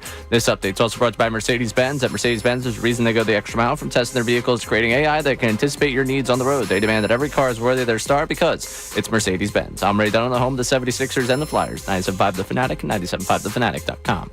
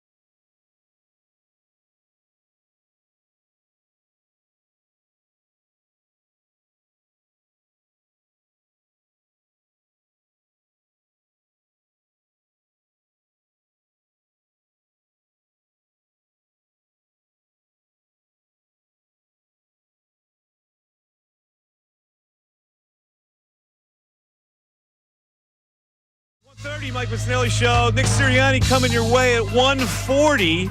Hopefully. here's Hooray, say I don't like tardiness. Here's what I predict. I predict that he'll be late. We'll have to take the show to the conclusion. and then we won't have him on because it'll run into the next show. To be clear, though, are you guys bouncing after this segment? I thought that was the plan. Well, we're not bouncing unless he's on. Oh, so we're waiting for Nick. That's very kind. Yeah, we're gonna. So now he could jam us up enough where we're rushing to the airport. Your boy is going to make you late to your flight. I'm actually cool with this. I'm sorry that you have to be, kind of caught in the middle of this, Mike, but I'm kind of cool to see Bill have to deal with the ramifications of his guy. All right, well, listen. Even if he's late, we're pre-checked. We carry on. We'll be all right. We'll make it. You're going to make it. You guys are what? 4 o'clock-ish? Yeah, but I wanted to get there to do the beer, the Ask Me Anything Ray Dunn beer. I take flights in the 3 o'clock hour and leave from the end of this show, and I have the beer. I'm all the way through. I don't have pre-check. I got to park and run over. You'd be fine. I'm less nervous about getting to Philly and more nervous about the layover. First of all, I'm dropping you right off at the damn gate. I don't know why you're fussing. I'm parking with you. I gotta park a car, schlep my way through the garage, get to the gate. Well, I'm not gonna park with you. You're gonna drop me off. I'm gonna drop you right off. What do you think? I would make you come with me to yes, park of together? Course. Oh of man, course. I'm gonna drop you off right at Delta. That's the kind of guy I am. Nah, I'll stay with you. Oh, seriously, if I'm going, one of us, if somebody's gonna miss it, I don't want, like at least one of us should get on the plane. Yeah, we'll be all right. We stick together as a show. What? You take this trip. I'll catch up with you tomorrow. That's probably Mike's plan. Hey, sorry, I missed the flight. Mike's actually head down to Atlantic Aviation. He's got his own private jet taking him down. That wouldn't surprise me. Oh, man. That's why when Mike was saying he was, I'm very weary of rich people. I'm like, well, what about when you look in the mirror? Yeah, man. Let me tell you something. I'd be able to finance a toenail of Rich. If you had I know where Lurie's, he lives, man. I've been down those roads. If you had Lurie's money, what franchise would you want to own? Like, would you want an NFL franchise or would you want a Major League Baseball team? I feel like you would want a baseball team. I would. That would be your top choice, baseball? Oh, I like to buy an island. So. Yeah, there we go. No, now, my like dream. a Bahamian island. I'd love to be a GM in the NFL. Yeah. What would be, outside of owner, what would you want to do? Baseball manager? No, I would actually want to own the team and be like the Jerry Jones general manager of it. Of a baseball team? Yeah. Yeah, but that'd be awesome. And I'd hire 1,000 scouts to scout the Dominican Republic and and Panama and places like that. Yeah. All right. So I guess one of the interesting interviews was Hurts and Patrick Mahomes, right? Did they appear together? They did. I don't like that. It's a clunky two-person setup. Was it no good? I wasn't a huge fan. All right, let's hear a little of it. Jaylen Hurts and Patrick Mahomes sitting down together. They did a few of these. They did it with Sirianni and Andy Reid. The hope they do with Saquon and Travis Kelce. All right, let's do a little taste of Jaylen Hurts and Patrick Mahomes. How ready are you guys for Super Sunday? We've just been taking it a day at a time. As everyone else has said, it's a great opportunity. Put a lot of work in to have these moments, and it's something you want to take advantage of. I heard you said, I believe it was last week, you did an interview where you were quoted as saying you knew from training camp that this was or could be a Super Bowl team. Why? I think that's a mentality every year. Just when it all begins, that's what you work for, to have these opportunities, and it's paid off to have what we have in front of us. And I know you like this guy's game here next to you. I turn to Patrick Mahomes. Ooh. Who's doing this? The headline of this Super Bowl, can the Kansas City Chiefs go for an unprecedented three-peat? How are you guys able to put away all distractions and climb the mountain this many years in a row? Yeah, I think it starts with Coach Reid. The culture that he's built, we know it's a day-by-day process. And it's awesome to be in the Super Bowl, but we have to go put in the work every single day first. Yeah, so you're right. I'm glad we're here. Enough for put in the work. I don't want to hear that. It's horrible. Yeah, put in the work. What are you going to say next to the guy? Yeah, that's what I mean. Who's doing that interview? I think it was Hansen. I think it was Scott Hansen. Oh, Scott Hansen. I think he had center stage. I don't think he's one of these hard-hitting guys. But that event specifically is not hard-hitting. Yeah, none of those guys are hard-hitting. Were you aware that Scott Hansen was on NBC Sports Philly? I did know that way back in the day. He wasn't here very long, though, right? So was you did know that? Colleen Wolfe, who's on NFL now. She was local for a while. Yeah, I don't think she was on NBC Sports. I think she may have just been straight NBC. Yeah, the maybe? guy who's on the Major League Baseball Network that's NBC Sports Philly guy. Matt, what was his name? NBC, the Baseball Network. He was here for a while. I don't know him. Oh, what the hell? You know who I'm talking about? Come on, somebody on the chat board get I closed my chat. Oh, man. I thought we were running out. What are you doing? I closed the YouTube chat. I already said goodbye. We don't even know if Sirianni's coming on. I already said I'd see them from NOLA. I closed the laptop. Matt, somebody. Was Matt Vasgersian? Yeah, no, not Matt Vasgersian. No, why would I Yeloff. Yeah, Matt Yeloff. Oh, he used to be on NBC Yeloff. Sports too? Yeah, he was there. A lot of studs. A lot of moved studs. on. You were down there. I wasn't there. Gunner was there for a while. Never there. Yeah, D Gun was there. Is D Gun going to be in New Orleans or no? D Gun is not going to be in New Orleans, but we're working to have him come on the show. He's going to check in with us. Well, hopefully. All right, let's take a break. We're coming back. We'll see if we got Sirianni after this. Now, a Birds in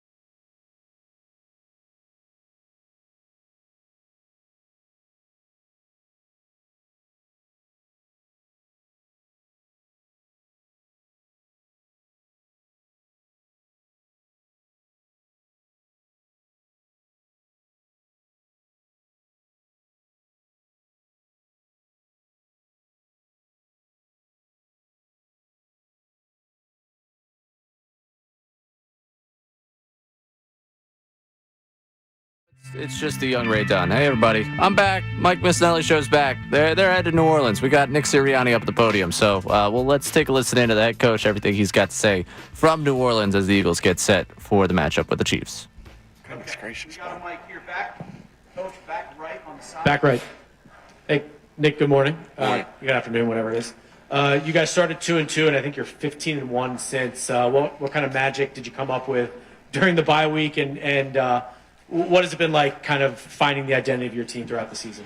Yeah, this game and anything worthwhile in this world is not instant gratification. It takes getting better every single day. And that's really what we did. We put our head down. We felt like we had a great training camp, and it didn't start the way we envisioned it. But, we just continued to work and continued to put the work in and put our head down and go. And, and just continually got better. And I think we're playing our best ball now. So it's because of these guys just, with that constant effort of how to get better. All right, on the aisle here, halfway back. Hi, Coach. Can you talk about Eric Dickerson, how he's grown as a coach and how he's helped this offense? Yeah, a great question. I love to talk about Eric. Eric's been here with us for 4 years. Man, he works really hard. Always in there. I mean, he's in there at all hours of the night and in there early, all hours of the night, working through it. He's been on our defensive side of the staff. Our defensive staff. He's been with our offensive staff for the past 3 years. I know he has. He's worked with our wide receivers. He's worked with our offensive line. He's worked with our tight ends, and then he's a former offensive lineman himself. So he just has a wide variety of things that he can do and coach. And I just have the utmost respect for him of how hard he works and this team thing, right? This game of football is the greatest team sport there is. And it takes everybody to be successful. And that's just not with the players, right? Player 1 through player 71. But it's also with the coaches. And we cannot be great as a team without the greatness and the efforts of other people. And Eric does so many things behind the scenes, as well as our other quality control coaches and assistant position coaches. And Eric just does so many good things to help us get ready for games and the thankless jobs. And I'm actually really happy you asked me about that because I love, being able to talk about him, a guy that doesn't get a lot of attention. But again, it takes everybody, and we can't be great at our jobs without the greatness of others. And that sure shows with Eric and the players and the coaching staff. All right, John Clark back on the right-hand side. Nick, last night Jaylen Hurts said that Super Bowl loss 2 years ago kind of lit a fire in him, and you've seen the veterans kind of have that same mentality, and then you see your group of younger players on this team. It seems like they have followed that mission as well. How have you seen the veterans and the leaders lead the younger guys and then follow your veterans? I think adversity does something to you, right? And if you embrace adversity, it can shape you to who you are. And obviously that's been the case through Jaylen and his career. But it is about embracing adversity. This game's not easy, and this game has its ups and downs. And that's how a football game. Seasons have ups and downs. From year to year has ups and downs. Well, that's how a football game goes, right? And nobody in the NFL, I've said this a bunch, nobody in the NFL pitches a perfect game. That doesn't exist in the NFL. You're going to have bad plays. You're going to have good plays. And it's about being able to focus your mindset on the next one. And so, like I said again, this team's embraced adversity. I don't think, you never know, but, the things even going back to the 2023 season, which we haven't talked a lot about since the beginning of the year, we're grateful for that. We're thankful for that. As bad as it sucked at the time, I know I'm grateful for that. I speak for myself. I'm grateful for that because it shaped us into who we are now, and a big reason why we're back here sitting at this moment again. And so, embracing adversity is huge, and for your development as a person, as a player, as a coach. Over here on the left side, Jeff McClain. Nick, 2 years ago, Jason Kelce was responsible for pre-snap calls versus the blitz against Kansas City.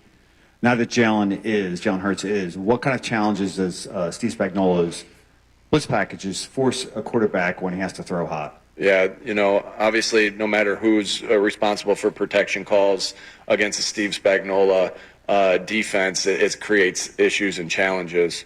At the end of the day, with a defense like the one we're playing with the great players that they have, and I just can't say enough about their coaching staff and the players that they have. I have the utmost respect for them, and obviously they've been doing this at a very high level, at the best level in the NFL for multiple years now. But I think what's important in those moments against teams like that is you have to play your rules. You have to be ready to adjust, and you have to be on the same page. Now, that's easier said than done. They make it challenging for you. But this is what you prepare for in training camp. This is what you prepare for during OTAs, meaning you play your rules and you adjust to the different things that are coming at you. And when you're good on offense, my experience has been is when you're good on offense, you watch the tape, you get ready for the tape, but you got to expect the unexpected, and that's the definition of his defense. Of the confusion that he creates. So we'll have to be on it. We've had a good week and a half of preparation so far. We got to finish that off to give us an opportunity to be successful against him. We've got Sam Farmer, right side, middle. Nick, I'm interested in your relationship with Larry Karras over the years and sort of what you've drawn from him, how he maybe helped mold you as a coach. Yeah, I've known Coach Karras since I've been 10 years old. Both my brothers played football for him in college. Then I kind of followed in their footsteps and did the same. So, Coach Karras, I have great parents that have taught me so much. And then, you go away from home for the first time, away from those strong parents that I have. And he's like, a dad away from home there. And, it's not just me. There's so many coaches over the state of Ohio.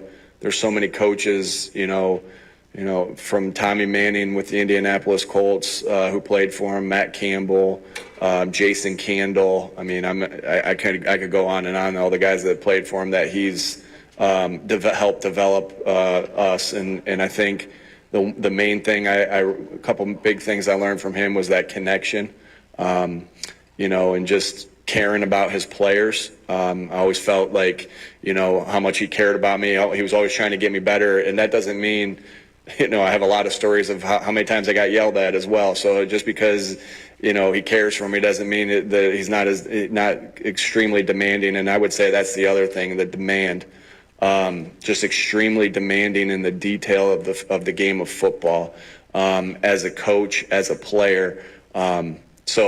And when I talk about my core values as far as, for the Eagles and my envision of when I got the head job of what it was always about toughness, detail, and together. And, I mentioned him being, together and detailed. So two of the three that we really talk about a lot. And I know he's tough as heck, and he had us to be tough. So really all of them, but owe him a lot. And, there's a lot of coaches when you get your opportunity to be a head coach. I was fortunate enough to have a lot of coaches take me under their wing and kind of help me, starting with my dad, my brothers, Coach Karras. I can't tell you how many times Frank Reich, when I was his offensive coordinator, or even when I was his quarterback coach and he was the offensive coordinator, how many times he would be like, hey, when you get in this situation, here's this. I mean, that felt like a daily occurrence. And so just very grateful for all the coaches that I've had that have took a liking to me, or whatever, however you want to say it, to help me grow. All right, front left here, Elliot. Nick, Jeff Stoutland said last night that it was your idea during an OTAs to try Mekhi Becton at guard. I'm curious, what did you see in him that you thought he could do it? And then also, he's been a player that after each win this year, it seems like it's emotional for him because he hasn't had a lot of winning in his career.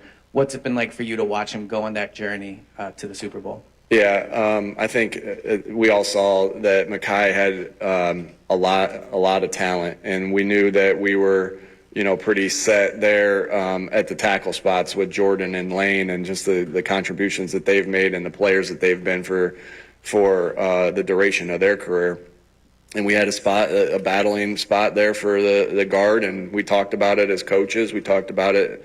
I talked about it with Howie. Just everything every good idea comes from collaboration and communication with each other. So, I can't say that, hey, that was my idea. Stout said that, but I know we came together with that as a staff, and with Howie and his staff as well.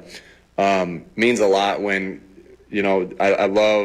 I'm emotional, as you guys know. And so, at the end of games, and I think sometimes when I say I'm emotional, you kind of think of different things, but I can't tell you how many times after a game I'm overcome with emotion, with just everything. And I love when other players are like that too. And so Mekhi and I have had some really awesome embraces after games. And I love about Mekhi that, there's been games where he's just been exhausted and his body just is tired and limping off the field after a score, but had that smile on his face and had that connection with his teammates of, man, I just gave everything up for you guys. I did, and I love that about him, of just, man, he's giving it up for his teammates. He truly loves his teammates. His teammates love him, and he's been a great addition, obviously, to this team for this year. All right. Well, Nick Sirianni addressed the media still Coach down Sirianni. there in New Orleans. We're dumping out of that one because we got to get you over to the best show ever coming up in just a few minutes for you. One final close of business here for you on the Mike Missanelli Show. Chris Holbrook, congrats on winning General Knowledge. Well, at least getting the prize for General Knowledge Wednesday. Once again, audience falling to me. No big deal to me. But that's all we got for you today from the Mike Missanelli Show. Still plenty to come up for you with the best show ever. They will have Jaylen Hurts coming to you from New Orleans and plenty more on the matchup this game, Eagles and Chiefs. Tyrone, Ricky getting ready to take you through your afternoon. That's all we got for the Mike Missanelli Show. So that's weird. I don't usually tag us out here. But, hey, Mike Missanelli Show right here, 97.5 The Fanatic.